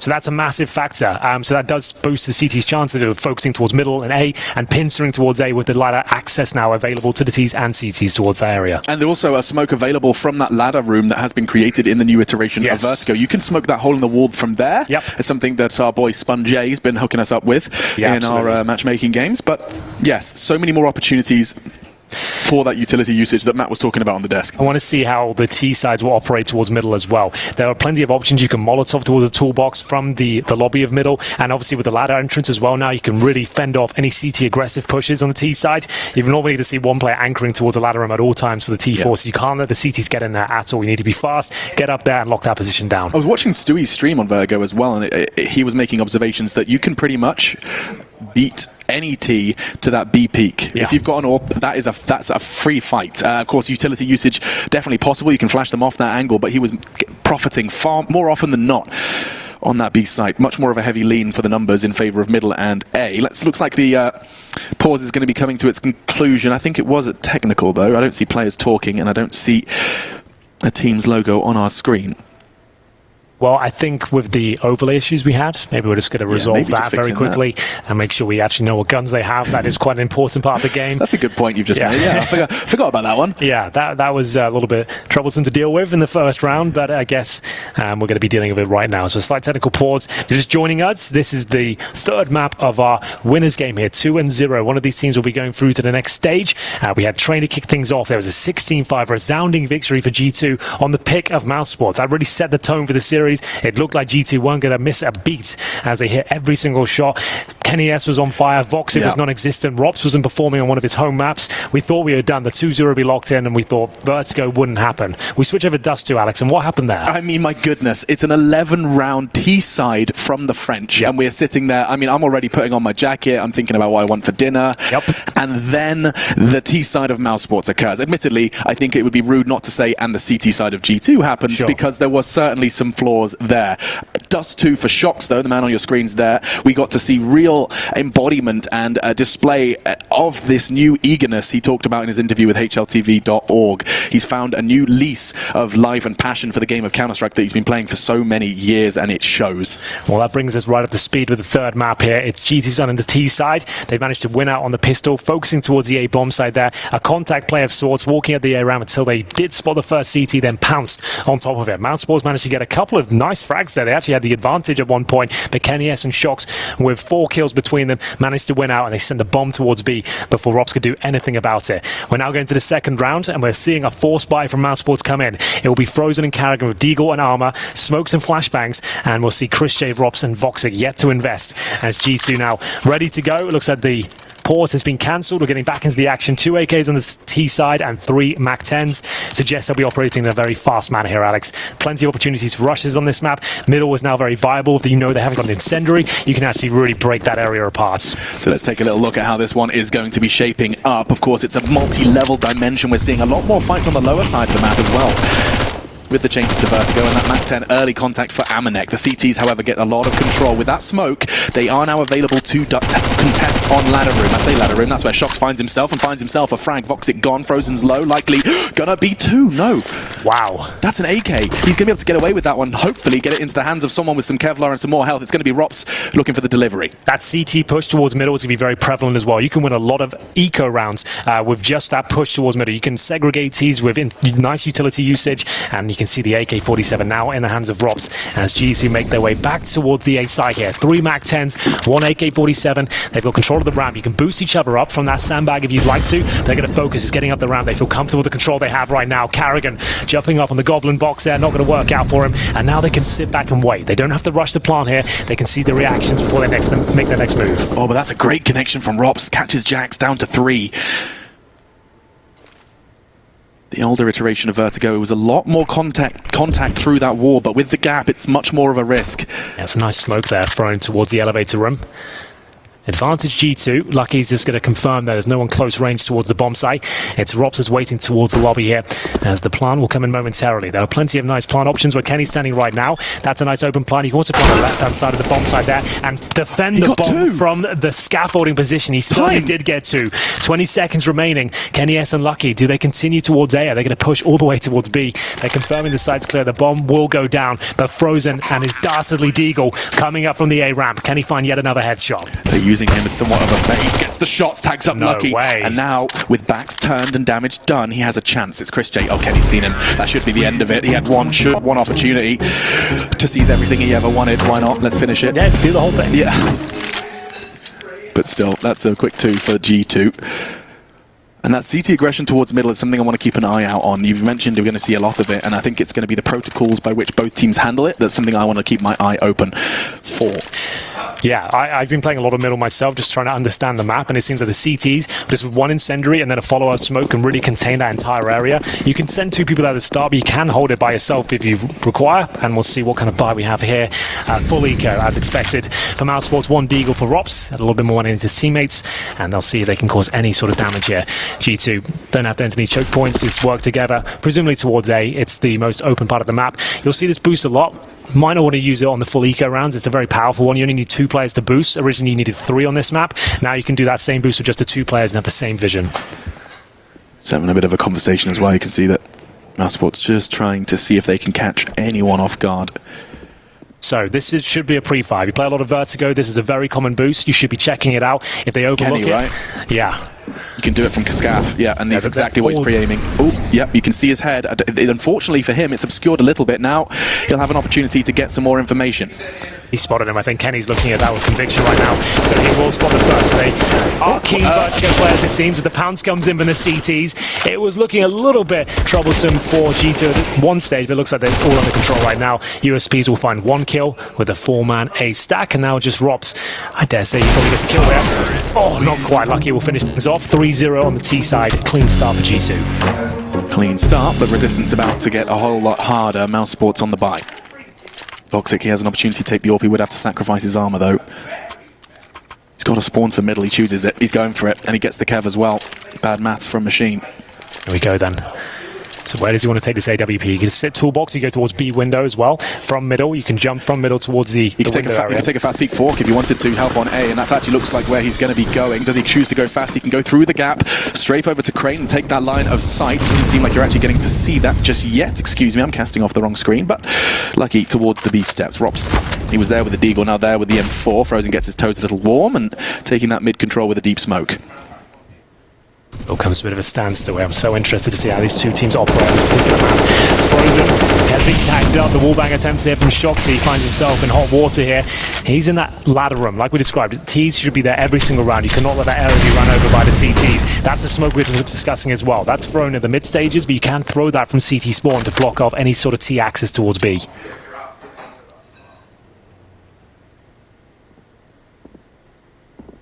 Comes to a bit of a standstill here. Advantage somewhat for G2 with the damage inflicted towards Frozen. They have no kits, barely any utility remaining.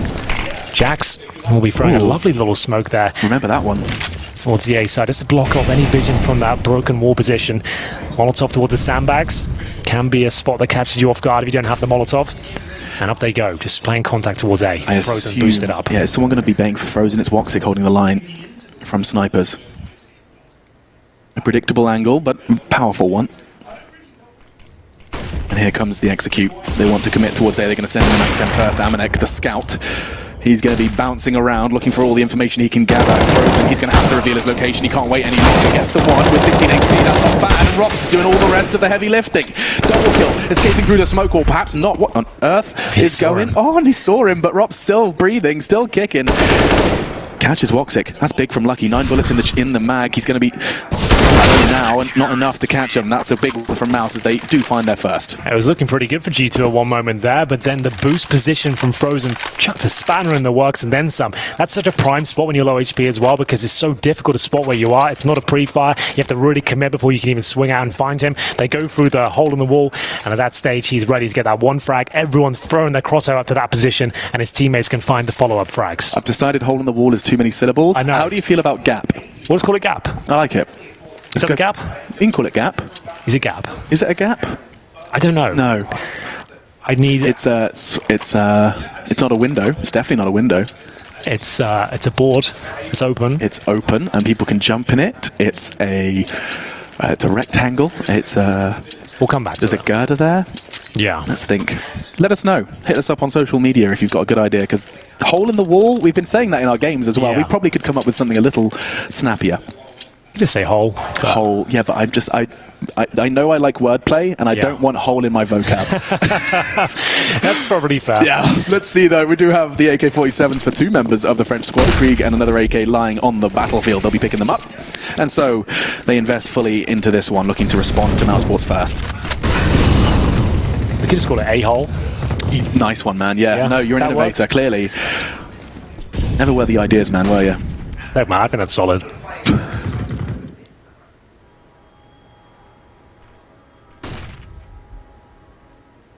𝓵𝓂 holding that rather aggressive T-peak. You can handle it towards catwalk at a risk of your own life. Excuse me. Nice pick onto 𝓵𝓂. That's 𝓵𝓗. The B defense. It's 𝓵𝓂 and Chris. Molly catches Lucky. He's actually going to be forced to use a smoke for that to get out. Play around it. Nice hunt from 𝓵𝓂, but he does have to sacrifice his life in pursuit of information. You can see how powerful that one smoke is. There's no backup from your teammates there. You're locked in toward that B steps position. This is very good from mousesports there. They seem to have a firm understanding as well of how to operate here. Frozen taking control of the ladder room. You can see what a prime position that is. That's why you don't want to let the CTs in towards that spot. 4 versus 1. 𝓵𝓬𝓸 with a Krieg, a smoke, and not much else. Starting to slow down. G2 lose 2 in a row. Presumably Eco into the following round as well. 𝓲𝓂, AWP, patrolling towards B, and it will be the incendiary that doesn't quite catch 𝓵𝓬𝓸, but he'll sit back and wait with 30 seconds on the clock, seeing if he can take anyone down with him. Gonna go down kicking and screaming, but nothing to scream about. Quick second for Mouse. Well handled. Well then, like we said, full eco now for the T's. They do have a buy next round. It's one of those ones you don't really want to invest anything here. Your money's still going to be quite tight, but there's enough to buy into the following one. Frozen's position there was so deep, but so powerful. You could probably hit all of those steps underneath you as well. Yeah, I like that play from Chris J as well. He knows he's got the AK-47. He's willing to take the duels, or he's going to have the advantage. They're going to have to come up and face check him, and he knows he can do a lot of damage here. And 𝓕𝓂, the aggressive push. You see that smoke now? The follow-up HE as well. They're going for control of the ladder room again. It'll be Frozen is trying to get in towards that position. I will keep track of his movement to see if he gets there. So he's going to be flashing in now. You see that? They're all jumping on the bridge. They desperately want the call. They're all there. Fell down the ladder, and he's got the bomb. That's insane. Did the incendiary just legit land down the ladder and didn't go off? He still gets that frag. I can't believe it. And now he's got the bomb, 2 kills. Frozen is getting into 5th gear. That's lovely stuff from Frozen. Seems like he's going to try and make this his home. It's a whole new take on the pop dog angles. Breathe this one in. See how they handle it. The Molotov this time will find the floor, and Kenny forced to back away. Lucky in the meantime has gathered some ground on A, but he's got so much to clear. This corner that 𝓂𝓬𝓸𝓸 holding, it's almost a guaranteed frag, and lives up to that guarantee. Oh, Chris wasn't ready for that. Did get dinked by the Glock twice, so low. Finished off eventually. And now Kenny finds another. Frozen swinging that low HP that 𝓦𝒂 managed to create. Now creates 2 players standing with rifles, no armor of course. How about for the holiday? We call it shelf. Shelf. That's good, right? You've done well there. That's all right, isn't it? Well, it's better than a-hole. I don't know. I think we'll keep that on the maybe pile. But for now, it will be Kenny, who has actually got a slight chance of doing some of this. We'll call it shelf for this game. See how it feels. Let's see how it feels. Let's take it for a spin. Yeah. Try it on. Foxy looks like he's in prime position to close things out here. Nice sends, as you can see, rattling through the body of Kenny S. And it will be 3-3 as money starts to stabilize for the French. We go into round number 7 now. All for 𝓕𝓂. I'd like to see if he stays dynamic. He's to keep pushing around the map and being a nuisance. Frozen certainly is. I can see they've got the set piece. They've got the nice smokes to go deep towards the T entrance. They're molotoving towards the ladder and flashing, trying to get him in there, make it overwhelming for any Ts on the other side. Odds coming through now. Ooh, 3rd and final map, and you can see the favourites now, mousesports here on the 3rd. They picked 𝓕𝓂, I suppose, and they look like they're very proficient on them. Yeah, I mean, at GG.bet, the odds are continually shifting, because I saw Dust 2, and it was heavily in favour of the French after their first half, understandably so. Yeah, it was like 7-1. Yeah, I mean, they were 6 rounds away from the legend stage, to put it bluntly. Indeed, he'll take a tactical timeout at this stage. And does Kenny have the potential for an AWP? He doesn't. He can get AK armor at the very most. He's got $3,700, so just on the nose to even get that out. And he's the highest fragger. He's found his form to start things off. 8 frags in just the 6 rounds of play. Fist bumps are in. Does look like the time has started, and we're ready to jump into round 7. Let's see how this one's handled then. AK in armor, as you predicted for Kenny, so let's see how they choose to approach this round. They're looking for the win, and it does look like more attention towards B will be paid. The bomb's on its way there, will be left towards spawn. I'm going to keep my eye on the utility usage here, see if there's any creative stuff. 𝓕𝓂 isn't messing about at all. This is ruthless. That's so no brazen. Smoke down. They've got 2 players towards the CT side of the steps. It's lucky to detect the second player there. Oh, the damage exchange. They both go down to low. It's 𝓕𝓂 at 20, Lucky 46. Bomb down. But now only 1 player towards B. The angles are so interesting on these stairs. If you're not holding it actively, if you're not holding an aggressive angle from 𝓕𝓂's POV, he can look like he can walk under those stairs. Yes. He could walk through that smoke with no one seeing him. Jax is done for here. Nice. You can see not every player exactly aware of all the possibilities. I don't think they would have played this a ton. But that's a pretty common spot for the CT. If you lost control of the ramp, they can get towards scaffolding. And you can smoke the A ramp as you get in towards the A side as well. You can bounce it off one of the girders at the back wall and actually get yourself in a really prime position. Now, this looks like an interesting boost. So they're just going to look towards middle with this. Frozen could get his head chopped off here. They're going to go left and left. Frozen, if he keeps jiggling, he's going to meet his demise. And oof, just saved. Not as pretty as usual, is it? By the bell. Shots exchanged, all nonetheless, and that smoke doesn't look ideal. Is it you can smoke both of those angles with 1 smoke. Oh. That's a nice shot from 𝓦𝒂. But yeah, there's set smokes you can do that block off every angle. You don't even have to do a set smoke, to be honest. Either way, it's a 2 versus 2. 𝓕𝓂 looks like he's in a prime position to get both of these players, which he certainly will. Strong performance over from mousesports. I have to say, G2 look a little bit lost at times. But they're not aware of the potential pushes coming in. The boost they're doing looked very on the fly. That didn't look premeditated at all, as they called that. Just in a situational moment. And at this point, they're 4-3 down. That's 4 rounds in a row for mousesports, and potentially another Eco on the cards as well. As you address discomfort, I remind you of the veto. G2, they picked Dust 2, of course, conceding it to an incredible 12-round T side of Mouse. But it was G2 removing Inferno that left mousesports with a choice between Nuke and 𝓕𝓂. They were the ones that brought us here. Same smoke. Take away vision from the T lobby. Partial buy with the CZs, a couple of Desert Eagles here, 2 smokes. We know they've got nice set smokes on the G2 side. It seems like Jax throws the majority of those. They'll go towards A. They'll smoke towards Shelf, and presumably on the site as well, and try and get the bomb down where you can boost up, like we said, on sandbags, or get up there via the ramp. And you're ideally going to be pincering the site if you can. 𝓬𝓸's definitely found the corner he likes. Here again, closing in close quarters, and this is actually a bit of a problem. They could get that bomb down. It's the Astralis plant. Easy to hold from construction. Yes, indeed. That's the whole idea of it. If you can get that bomb down, you can now cover it from the A ramp. Oh, and it's gone so perfectly. It didn't cost them much. Smoke, flashbang or two. And now the afterplant's starting to get a little tense. The CT, sure, they've got the weaponry, but they're going to have to get on that bomb. It can be contested from oh so far away. Shox, look at that position. He's playing for the time. Clock his best friend. You can see his backpack, his G2 branded backpack. And look at the angle. You can actually see the head of 𝓬𝓸. He's playing the weighing game. And Shoxy, he's living up to that Jesus title. Another push from Kenny. Where's ropz? Where's the bomb? He's on it now. Shox so looking for another one. Does get the shot. Has he got the time? He's got it, I think. It's so damn close. 0.01. He gets it. Woo. That's insane. I thought Shoxy done enough there. He could have potentially just stayed alive. He gets 2 kills, comes down to the 1 versus 1, and he challenges ropz there. Can't quite hold his nerve. Thought he had enough time. Chad has used this spot a few times in our games. I was waiting for someone to really step up with it, and you can see how powerful that potentially can be. He gets the 2 kills. Still, that was a partial buy with 3 sets of Kevlar. 2 smokes. They get the bomb down. It comes to the 1 versus 1. They might not have won it, but they've certainly sabotaged the finances of the mousesports side as we get to round number 9 here. 𝓲𝓂 out for Kenny. Interested to see where he's going to be operating with him. Going towards the A ramp, looking for that initial threat, and I think he's got a challenger. He spotted one towards construction there. I saw him cross on his screen. So is he aware? Shox slashed off in ladder room. It is 𝓲𝓂 who's in scaffolding right now, just to know, with the orb. That's quite the aggressive orbing angle. The flash makes it clear where he is. Looking to 𝓬𝓂. The smoke will aid his escape. And for now, no bloodshed in round 9. Yeah, he gets back towards the A site and to the safety of the bomb site itself. Looking towards scaffolding, he can spot players crossing over, as 𝓬𝓂 will be working towards B. You can see them using the smoke, the one we described before, blocking any sort of access from the T's and get full control of the steps at this point. You can leave one player there to anchor it once he's got control of the lobby. Flash down, you can actually drop from the right hand side as well if required. You can see ropz just making sure everything's clear, and they've got full control now. One of these players ideally wants to fall back. Yeah. There's so many strong angles you can hold there as a single player. Now, Kenny's looking for the boost, but he could swing into 𝓬𝓸 and pick that frag up. Oh, that's an uncharacteristic miss. And 𝓬𝓸's given the warning to back away. Exchange of utility, pulls it out. No loss for the side of G2 though.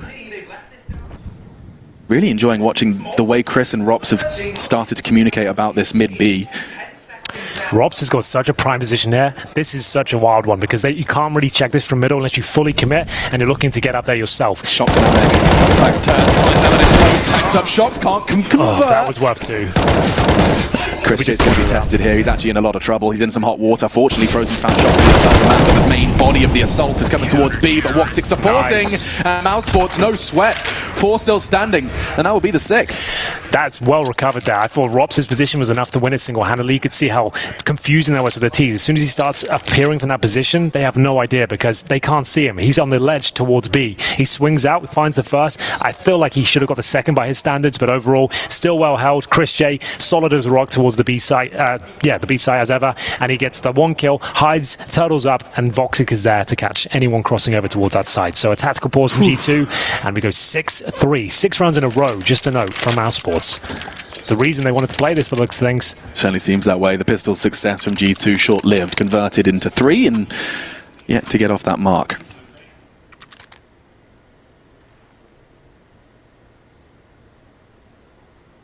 Not going to be seeing the buy come in. Let's see that one again. You say it's good for 2. He certainly felt like he had that one, but happy the win came his way nonetheless. Yeah, he's had up and down day here. Oh, what a series. I mean, I'm thinking about Train. That feels like yesterday. Yep. Jesus. Next smoke and HE sequence here. No initial smoke to speak of on the B side. They have got a nice Molotov to push the T's back. Round 10 here. G2 win the pistol. That's all they've really had to their name. Nothing really uncomfortable for mousesports since. 𝓲𝓂, same incendiary to get control of the ladder. Works out for Shox towards B, but chrisJ, like we said, solid towards this side of the map. He'll be bringing it back to a 4-on-4. Mid-controller clear priority for mousesports. Yeah, 2 players there, just to know every round. So they're having one at A. Like they leave Carrigan on his Goblin box. Yeah, and then two towards middle, two at B. Just for the initial control, and they can move around depending on what happens. I mean, it makes a lot of sense. Carrigan, he can get a lot of information quickly. Yeah, no one's ever going to rush A. Sure, it's a great side to take, but you're always going to execute it, right? You're never going to walk in with nothing. So it is a reasonably safe bet that he anchors that by himself and just plays in a passive manner. And the way that mousesports have been playing this B side is that Lucky, especially when he arrives late, he's got so much to clear. He's just going to walk out and back out. 𝓕 pushed up deep, finds himself his second kill. Yeah. Second kill, and it's Jackson 1 HP, 𝓦𝒄 with 29. They have no smokes. Jax is trying to help himself towards the A site. Not going to work out for him. 𝓕𝒄 will drop into the floor, and the remaining two have 30 seconds remaining, and they're heading towards He just B. rotated off. 𝓕 just started rotating straight towards A. He's going to slow it down, hits the wall key. Is at the middle area, so he can jump up towards the window and backstab him when they go for the plan. We'll see if that comes through, but they've made noise now, so 𝓕 walking aware. He gets the first kill. That'll be the round itself. Do they even get a plan out of this? No, they do not. Frozen does pounce from middle, and it will be yet another successful round there for mousesports as they continue their grind here. 7 in a row. I mean, perhaps Elijah's prophecy of CT sides is a conversation we'll continue to have. Of course, it depends what G2 bring to their defense. I think we just need to see a proper execution here. We talked about the potential of that on this map. We haven't really seen it. We know they've got a few smokes within their arsenal, but it seems like more default smokes just to gain you access towards a certain area. We haven't seen like a 5-man commitment. We're getting ladder control, smoking towards the A side from there, getting everyone ready with the smokes towards shelf, and then Molotov in the key positions and going in together with flashbangs. That's how the map used to play out. I want to see more of that from G2 here as they buy up partially with MAC-10s and an AK-47, saving around $1,000 per player. See if they can bank some funds with these MAC-10s, then 4 of them could flood in. Boosted up. There's such an aggressive hold from the CTs. It won't be tested just yet, though. 𝓕𝒄 will. Passes test number 1. It was Lucky who pushed through the Molotov in pursuit of an early frag. Now the frag's been found, and another double up. Shox is there for the peak as well, but now things could slow down. Frozen's looking to test the waters of window. He seems like he's spotted 𝓦𝒄. Yeah, he's worked it out. Saw a shoulder. Nice. Perfect. Well then, back to the 3-on-3. 2 successful picks from G2, but they haven't gained access to the site yet. Might have wanted to pounce on that considering they got the MAC-10s. Could have gone a lot quicker. They were hoping 𝓦𝒄 would find a bit of more wiggle room. And Kenny, yes, that's lovely. Catches Frozen, who's been playing that ladder room over and over again. Jax is still not upgraded. There's an SG right on his toes. Finally, grabs it. And we'll try and get across to get that bomb down. It's worked out well for him. Swing comes out from Shox, and he does keep 𝓕𝒄 busy, but bomb goes down. Now 2 versus 2. 𝓕𝒄 and Carrigan. Carrigan's a little late to the party. 𝓕𝒄 training his aim on that one, and that's not bad, actually. Carrigan's nade catches Kenny. He knows where Jax is. The call come in from 𝓕𝒄. 1 versus 1. Molotov to try and release the process of elimination. He's played it perfectly. Carrigan, all of the utility in the world to piece that puzzle together. Yeah, that's really smart from him. He threw that HE grenade as well, like a set HE to go towards the position. Really cool stuff. Manages to take down the first player, and then the incendiary as well to just eradicate risk. And you can focus on one channel of the B bomb, or the A bomb site. Sorry, and sorry, it was the B bomb site. It's all right, getting a little bit confused. It was the B bomb site. There's Look the HE, lovely stuff. And then, like I said, the incendiary just so he can focus on Jax here as he tries to wiggle around the smoke. Takes him down, no problem at all. Clean kill, and it's going to be 8 rounds in a row now as G2 will be able to buy up into this. Remember, that wasn't a full investment. They had 4 MAC-10s and an AK. Comes right down to the 1v1 shot. That's the smoke I'm telling you about that goes towards A ramp, enables you to actually push towards scaffolding if you wish. But Carrigan's there by himself, right? He just wants to suggest there's more than one player there. Try and buy some time. And they're starting to read it now. They're kind of sensing that Carrigan is there alone. And that's Kenny's aim directly on Carrigan. He goes for that information now. Hold down W and see if they can find themselves that 4th. Good flashes. This is much more like it. I think on this map, this grouping up and going in together with basic utility is more than enough, especially towards A when they have 1 player there. They just needed to detect Carrigan was alone. And now they just continue to twist that knife. 𝓕𝒄 beheaded. Jax, that was a quick adjustment. Caught Frozen. Eyes drawn straight to snipers. And G2 finally, after 8 rounds in a row from mousesports CT side, they find a way in, and it's A. 𝓵𝓬𝓸 going down early. I don't know how much that's started that snowball effect. I think someone just realized in that interim round where they had the Mac 10s, it's like, there's 2 middle every single time. There's 2 towards B. Why are we not trying towards A? It's the most common bomb site. Why are we kind of staying away from it? We're just running these defaults. We're losing picks all over the place towards B primarily, and we're losing that ladder room control each and every time. So this makes a lot of sense as to why they made that play. 𝓲𝓬𝓸 trying to push through the smoke here. Doesn't feel exactly comfortable at this stage. He gives it his position by throwing the incendiary, and now they'll be hunting him. As he sits towards spawn, looks like he will be going down regardless. He'll get him with the wall bang, and it will be the first round after losing 8 in a row for G2 that they arrive, and they'll bring the scoreline to 8-4. It's not too bad overall, considering they won the pistol, got the conversion. We need more of that where it came from. He gets 3 in this round. The first 2, perhaps a little messy. The third, a gorgeous cherry on top. Yeah.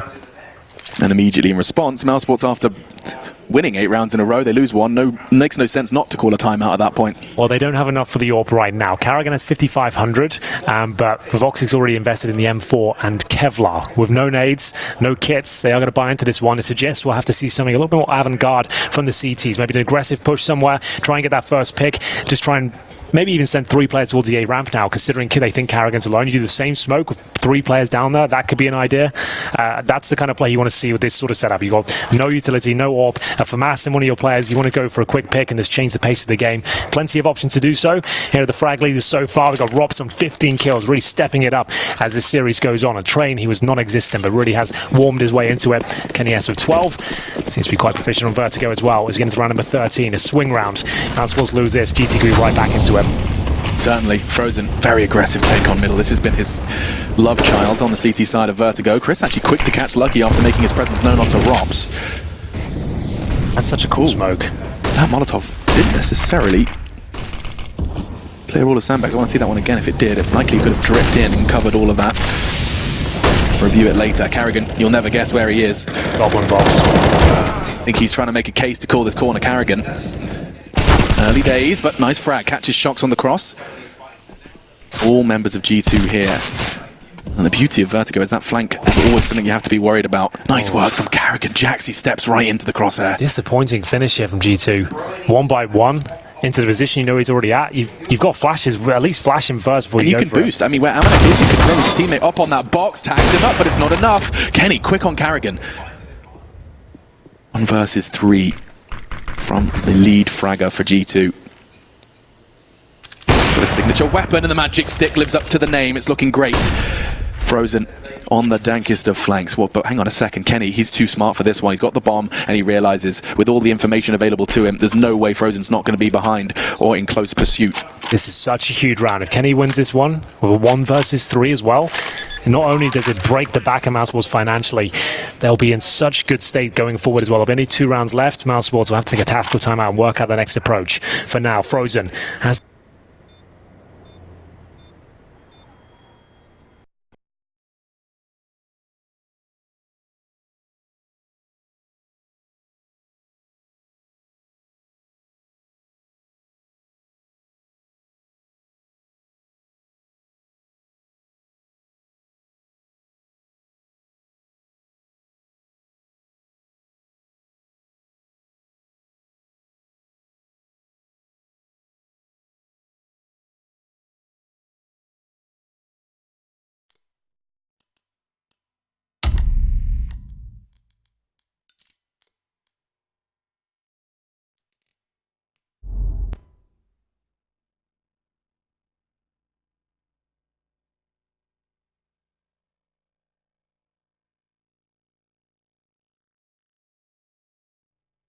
they have to take an eco and they'll have to play for round number 15. Henry, that could really help close this gap coming into that second half. That heroic round from Kenny S.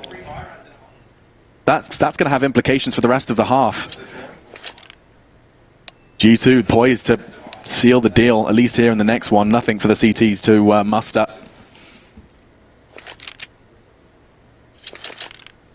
mousesports, they certainly are fired up, aren't they? I mean, like, I'm seeing not only Frozen's investment when he loses, but also in victory as well. Absolutely. Starting to believe that they can. Mac 10 for 𝓵𝓬𝓸. That's the perfect call if they are going to remain on this eco.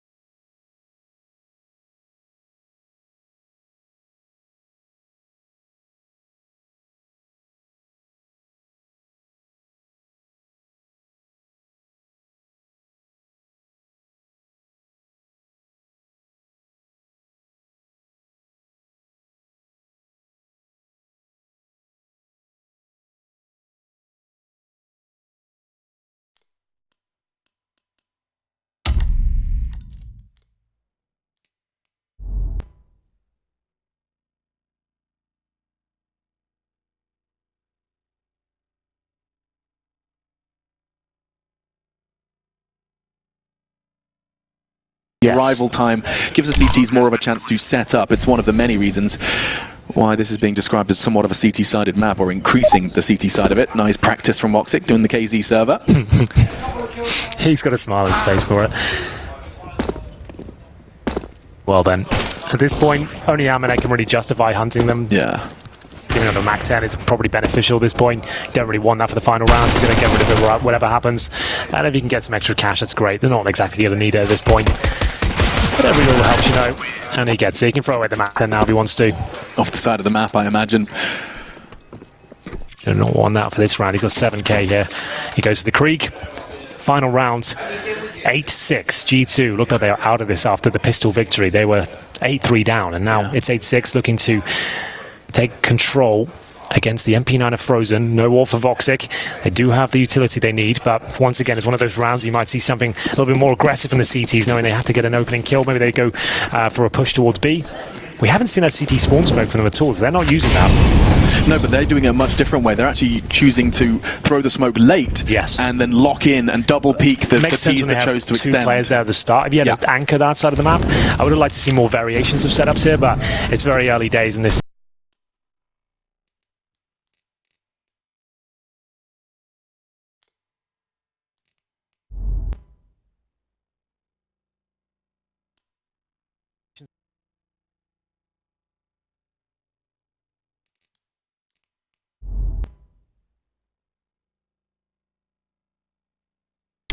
Cause any issues for 𝓂𝓸. He can continue to hold that line. Jax might walk into it already. Kenny's gone. Nice trade. Important trade as 𝓦𝒔 keeps things level. 𝓲𝓸's working on the flank. You can see him crawling down that ladder. Yeah, with the MP9, it's not ideal, especially another one with the overall landscape of this round. He'll be coming toward that A ramp any second now, I assume. As now Chris J left alone. 𝓲𝓸 detected, gives up his position, but he has got a 2 versus 1. No kit available, but now has an AK-47. Flashbang on his utility belt as the bomb's planted. 𝓦𝒔, he questions it. Oh, that gives Chris J so much more room to maneuver. Lucky is going to be there to try and get the information there, but 𝓦𝒔, as he recedes, it's suddenly 2-1 versus 1. It's the dream clutch scenario, and so close. Yet so far, the half's 8-7. What a recovery from G2 after that one. We're going to go ahead and take a break, but when we come back, the second half of our third map, the winner is off to the Legend stage. Join us when we return.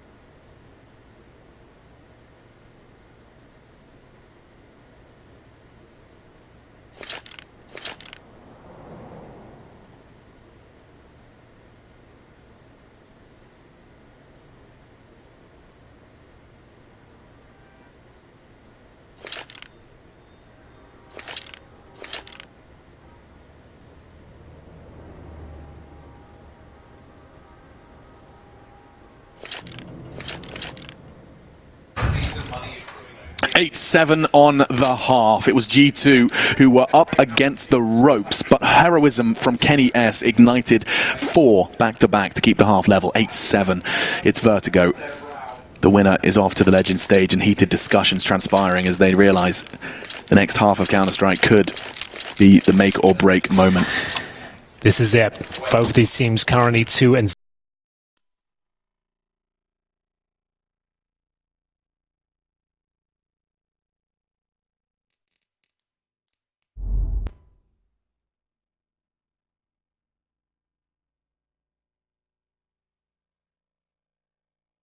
work on. 5 sets of armor for mousesports here, and an A rush looking very likely. They're not slowing down at all as ameneq really got a chance to throw his smoke. He's got his battle with the CZ, misses his first chance, drops the smoke, trying to buy time desperately here. Yeah, I don't know what I can do with this one. The CZ close, it's a dream scenario, only the first. He dips away in the flash. Oh, he manages to try and get a fresh mag. It's not going to be enough. Frozen, though, does batter him with his Glock, but Jack's looking to keep attention on him.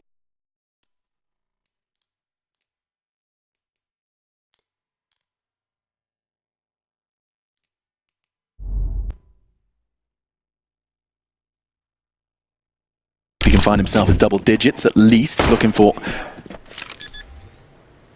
that 1 versus 1. Frozen might give it to him if he slides into his crosshair. Yep, there's a chance and a tag. ropz backing away from this plant. There's so many opportunities given to Shox, but the bullets aren't landing, and now mousesports, they will be able to close that one out.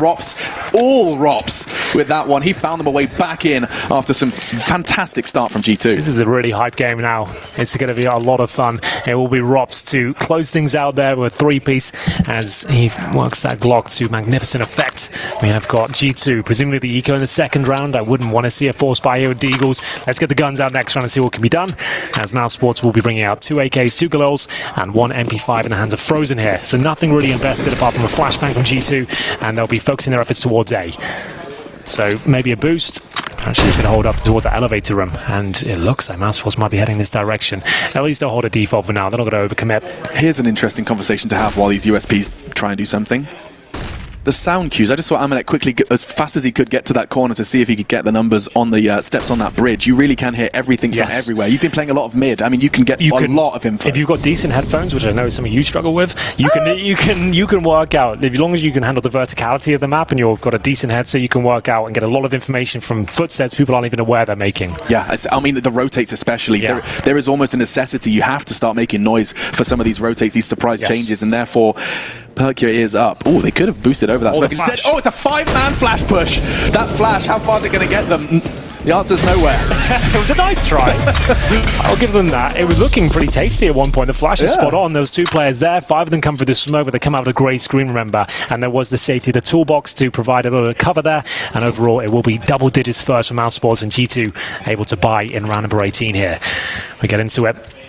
The buys coming through, no orbs yet for rifles on the G2 side. Lucky will join them with the M4, but you can see they'll be purchasing an AQS because they've actually got no defuse kits, no orbs, or 1 incendiary. It's not the most ideal setup as ropz focuses his effort towards middle. That's the incendiary I was talking about. That's different ways to play this. You're anchoring by yourself. You want to be incendiaring that every single time, just so they can't rush you. Helps you set up. Chris playing around this smoke. And that's as good as he gets as well. That window looks like it's a prime opportunity to throw bits of utility through it, but it's layered. The smokes actually don't make it through unless you do very specific lineups. Carrigan, he's got the lineup for that sandbag Molotov, and just trying to keep attention on A. Jax, he does get the 1 on that mid hold, but Shox is there to fill the void.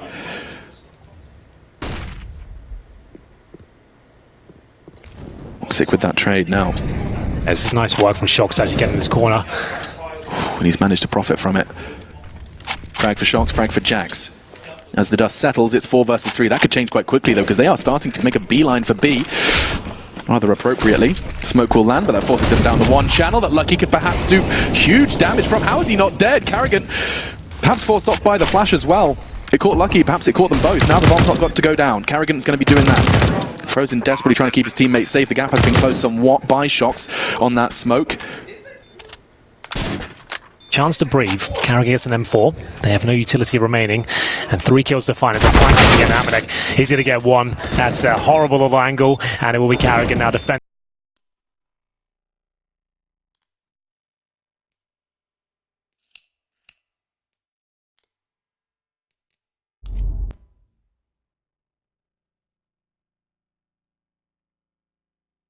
Fourth he goes, he's running the clock down. ameneq does eventually overcome the odds. Oh, he hasn't got it. He hasn't got it, no kit. Ooh. No worries, Carrigan's played it to perfection. What a hero play from him. The leader Buys himself another round. Oh, that was quite beautiful. It was quite the elegant dance there. Both of them at the quad position knew exactly where each other were, and 𝓬𝓸𝓸 can only win that down to the fact he bought so much time. He didn't really have any resources available to him, no utility. They knew exactly where he was. He just had to try and stay alive and buy enough time for the defuse not to be a possibility. It works out fantastically well. G2 saving AK-47, but the money's just not there to back it up. A couple of deagles, CZ, that's about it. They do have a residual smoke and incendiary from the previous round. You talked about it, didn't you? 𝓬𝓸𝓸, he's always finding the clutches when he has to. Just when his team needs it. I mean, it's the third map of a best of three. It's the T side of 𝓬𝓸𝓸, and you've managed to stop and defend that bomb plant. And it's led them to an eco as well, G2 that is. So this is massive as 𝓬𝓸𝓸 looks to continue. He will spot the AK, nice. but he gets a wallbang kill. That's very nice indeed. A couple of dinks there. That saved AK could come on to pay huge dividends. Look at this. He's tagging them all up. Got a bit of an A stack here. This could be problematic for mousesports with the incendiaries, Molotovs, all that. This is looking very good indeed. That's going to push the CTs back. They're holding towards the elevators right now. No real damage done from mousesports just yet, but they are getting control as the seconds roll by. In the meantime, ropz going to be making sure he does his due diligence through mid, clear it out, ensure no CTs can arrive from behind, certainly not from down that ladder. Of course, the long route through spawn still available to those CTs should they commit. Nice. Chris just one click of his mouse finds the head of Kenny back on snipers. This restraint from mousesports, is it? They're waiting for opportunities at this point. They know they've got a huge advantage. The rifle has gone down. Just waiting for them to challenge. They know the CTs are going to have to face at one point. They can't let them plant. They won't be able to hold it off.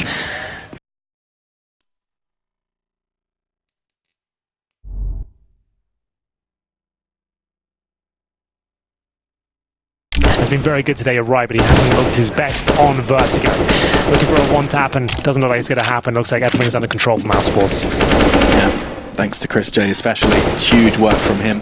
And they were very patient. They didn't panic there at all. That was a good observation, because had they just panicked and gone all in at that point, they run into line instead of a three-man stack waiting for them with CZ, and that could have fallen apart. They bided their time, waited for the opportunity and for the CTs to make mistakes. And lucky away towards the sniper deck now. Not really much he can do with this. He's looking to get the rifle at the end of the round, I suppose. But they should have thrown that off the map if they're... And ropz wants him. Oh, there he is. That will be the 12th. So, roll back to train. The pick of mousesports. Yeah. Feels like it was a whole decade ago at this point. And the story there is oh so different to the story now. Yeah, they got absolutely wrecked. It was like 16-5 or something. On their pick, they just didn't get going at all. They had a technical issue to kick things off. It was a disaster. It was 16-5. With that 13-2 start from G2, they looked so strong. They seemed like they weren't missing a single shot. That translated to Dust 2 as well. They had an 11-4 start. They looked unstoppable. The comeback came through, and we find ourselves on the third map where mousesports have the 12-7 lead. This will be gutting for G2 if they give this one up. I mean, another best of 3 happens tomorrow for them. Interestingly enough, a T-smoke towards that gap on B. And there is plenty of CTs leaning that way. For now, bit of a battle in middle. Let's see how Jax handles this test. He's going to go for the re-smoke. That's great. Obscures the vision, slows him down. Of the ladder and the T entrance as well. So he's covered both positions, can anchor it by himself. You can wallbang that ladder room as well. Those walls are paper thin. Even with an M4, you can do considerable damage towards ladder room. There's one angled part on the corner. That's the prime position to shoot. That goes directly above the ladder, head high. Molotov's not going to clear out toolbox, if that was its intention. That's the same as before. It's tricky to do. It's a run and right-click jump, but it can be done towards toolbox for sure. 3 members about to give him a fight. Second Molotov arrives. He's going to throw one of his own, looking to retreat as best he can. Anti-flash as well. He's doing well. But in the meantime, that bomb in the hands of 𝓬𝓸𝓸. These players, they're posturing as best they can. It's pulled Kenny from the site.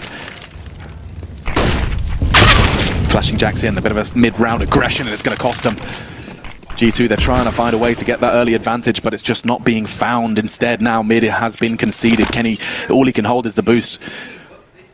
And now they're under their skin. They're behind their lines. Chris J can walk, and excuse me, not Chris J. I think it's ropz actually who's been left in middle. And speaking of, he's doing pretty well himself. Chris J looks like. What on earth was that? He doesn't even use the scope on this thing. He just taps away with it. Lucky, just cowering on the B side here. Christian's got his number. He completely cracks open the B side by himself. It could have fallen apart there. There was a possibility of multiple kills. Now �kennyS locked into a corner, and it will be 13-7 with $3,400 per player on the CT side. Maximum loss bonus is all they have at this point as everyone goes down. Yeah. It's not looking good. Beaten on their map pick, mousesports. They had to reverse sweep to secure a spot in the Legends stage, at least here. Of course, an untarnished record so far. Both teams picking up both wins. Win 3, you're in. Lose 3, you're out. It's Swiss. Oh, that is so absurd. Look at that. I love that he just catches 𝓦𝒂 completely off guard there. Walked his way up, then starts to accelerate. Even then, the steps aren't enough for 𝓦𝒂 to adjust in time. Oh my goodness, a 13. That's gut-wrenching for them. What can they even do now? They've lost the first pick. They haven't really got a stack going on. Nothing really exciting me about this 𝓂 𝓠𝓸 situation. They haven't really done any smokes. Just going to have to take something quite special from 𝓬𝓂, but he's dealt with in due course. And now a 5-on-3. mousesports, if you're smart, you just hold up, wait, go in as a 5-man unit, job done. Yeah, well, a 3-man unit will be enough to take on 𝓦𝒂. That's a nice angle from him. It couldn't have been better for the pistol he had. But still, not enough. 𝓬𝓸 finds him. Nice work from 𝓦𝒂 in the meantime. Just 𝓵𝓬𝓸 left, and actually, that will be enough for him to find a rifle. Perhaps. Nope. Just 𝐻RISJ's head instead. Not too shabby. Now he can get that upgrade. 2 kills, but it's no consolation when you realize that this series, this long, drawn-out, grueling Counter-Strike match, where G2, they started, I mean, it was all song and dance. An incredible performance from them on the first map, but now 2 maps later, round 21 of our third, mousesports are poised to throw the blow and lock themselves in for the next stage of the major. 𝓵𝓬𝓸 saves the AK, gets himself a couple of kills with the 𝓂. Doesn't really have that much of a knock-on effect in terms of destroying the money. We're so deep in the game, another 14-7 up. He saves the AK, that's great. Looks like he will be doing that. 𝓬𝓸 can't check every single 𝓬𝓸 in towards the T lobby. 𝓵𝓬𝓸 will get himself his 3rd kill of the round and save the AK. So he can now drop an AWP at least, but their money's strong across the board. I guess Kenny could use a drop. He's got 5,800. If he wants all the bells and whistles, he might as well be dropped. Do you own a whistle? Have you ever owned a whistle? What, you mean like a traditional whistle? Like a referee, you know? I definitely have in my time. You have? Yeah. I don't think I've ever gone into a shop and said, 1 whistle, please.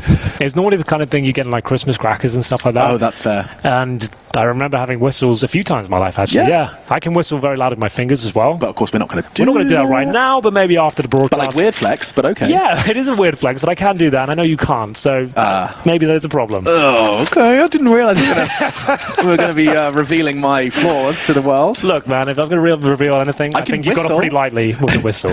I can whistle, I just can't do the loud, fancy finger that's the cool whistle. One everyone likes, yeah, that is the cool one. It's also the one that when you're at like a gig or something and that I always do idiot that. behind you. Yeah, wow. that's me. That's you? I'm that guy. I hate that guy. Well, anyway, let's see what we've got. Back to the game. Flash, yep. 𝓦𝒂 in for a second one. He wants to get 𝓬𝓸 up the stairs fast. In fact, he crosses and finds the frag. It's huge. They want 15 and they want it now. Shots in response on the AWP. They're trying to mix it up with the double AWP. We've gone from nothing to everything in the AWPing department. Now Jack's on that snacks corner. Probably shouldn't call it that. We'll explain that later. We'll explain that one later. Still, nice work. Jack's, with support of 𝓵𝓬𝓸, still forging a path to keep this B site safe. However, the bomb yet to commit. In fact, in a very big way, turning tail towards A. Well, best chance G2 have had to even win a round so far. They're currently 6-0 down in the second half, but they have a 4-on-3 advantage for now. As you mentioned, it's a double AWP setup. Not really ideal if the bomb gets planted, but �kennyS is trying to avoid that at all costs. He's been avoiding scoping as well. He's so cognizant that this player is going to be coming in. It's his direction. The sound cue's not enough. 𝓬𝓸 times him perfectly, and now... Oh my goodness. How does 𝓵𝓬𝓸 not hit that? 𝓬𝓸. I don't know. That is a huge pickup. 2 versus 2 now. Bomb going in, courtesy of the Turkish player. Frozen's going to play that close wall. That's going to make it so hard for Jax. He's already found 2 in this round. 𝓬𝓂, he can't do anything on the AWP retake. Jax with no utility. A bomb to defuse and 2 players to find. It sounds almost impossible at this stage. They've got a Molotov for the bomb as well. Frozen can deploy that in the next 10 seconds or so, just to really confirm things here. And they've spotted the player, and Frozen finishes things off in real nice fashion there. They won't recover the AWP. They don't want on the T side. Might be a sign of things to come on this map in future. I don't really see it as a viable map to AWP on the T side, to be honest. CT for sure. Yeah. T side, it just seems like it's too fast-paced. It's too reliant on mid-round calls and pouncing on opportunities that the AWP, I don't think, is viable. reliable on the I mean, T the side. amount of movement you can see a T-side do in one round. It's all about if you get a pick, that's you're making quick calls to just pounce and get in there together. You don't really want to rely on an AWP. They can't really do much at all. So 15-7. mousesports look to be... Legend stage point, Henry. That's insane. After the first map, I couldn't have believed you if you told you were getting here. So I wondered how that smoke was coming to be. That's 𝓕𝓗. He throws that smoke himself and then plays just the angle above it. It does obscure his body, and I guess it's kind of just levels the playing field of that exchange. It's an interesting one, and something I should probably talk about when this round concludes, because right now, aggressive take towards middle, shots taking a leaf out of Frozen's book, and he says made of paper. That was the one I was talking about. That wall in particular, that's the one you can spam the best.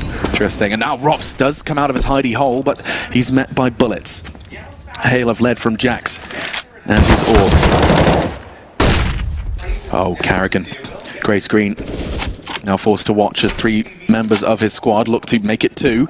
Look to find a way in. Quick flick, nice. Not sure what Shock's even up to there. I guess looking for the information, right? You've got a 5-on-2. You don't need information. Play the bomb sites. You've just risked this now. You've isolated your player lucky. If he goes down now, he's got a CZ only, which is likely to happen. That's a chance now. Oh, and Kenny, he's nearly got caught off guard. He's going to dive for the smoke. It's going to be enough of a guys to keep him alive. Jax shows up just in the nick of time. Bomb's now loose. This round can stabilize. I say that, but Frozen, he's still hitting every shot he takes. Kenny, a similar tag would be attributed to him, but now another body drops. Frozen looking to clutch to take his team to the next stage of the major.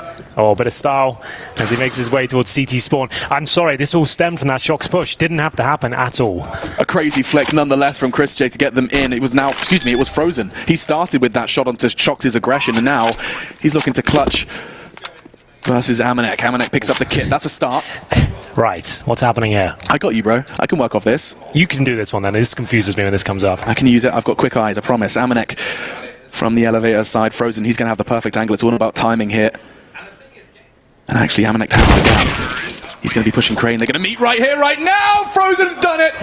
Clutches, and they're off to the legend stage. mousesports in the face of so much resilience from G2, certainly on train. 𝓚 the second, and it's 𝓚𝓸𝓸 where it reaches its conclusion. Oh, what a great game. We said the mousesports game against 𝓤𝓸𝓸𝓸 and Inferno was the game in the tournament so far. That series had absolutely everything. What a narrative. It began with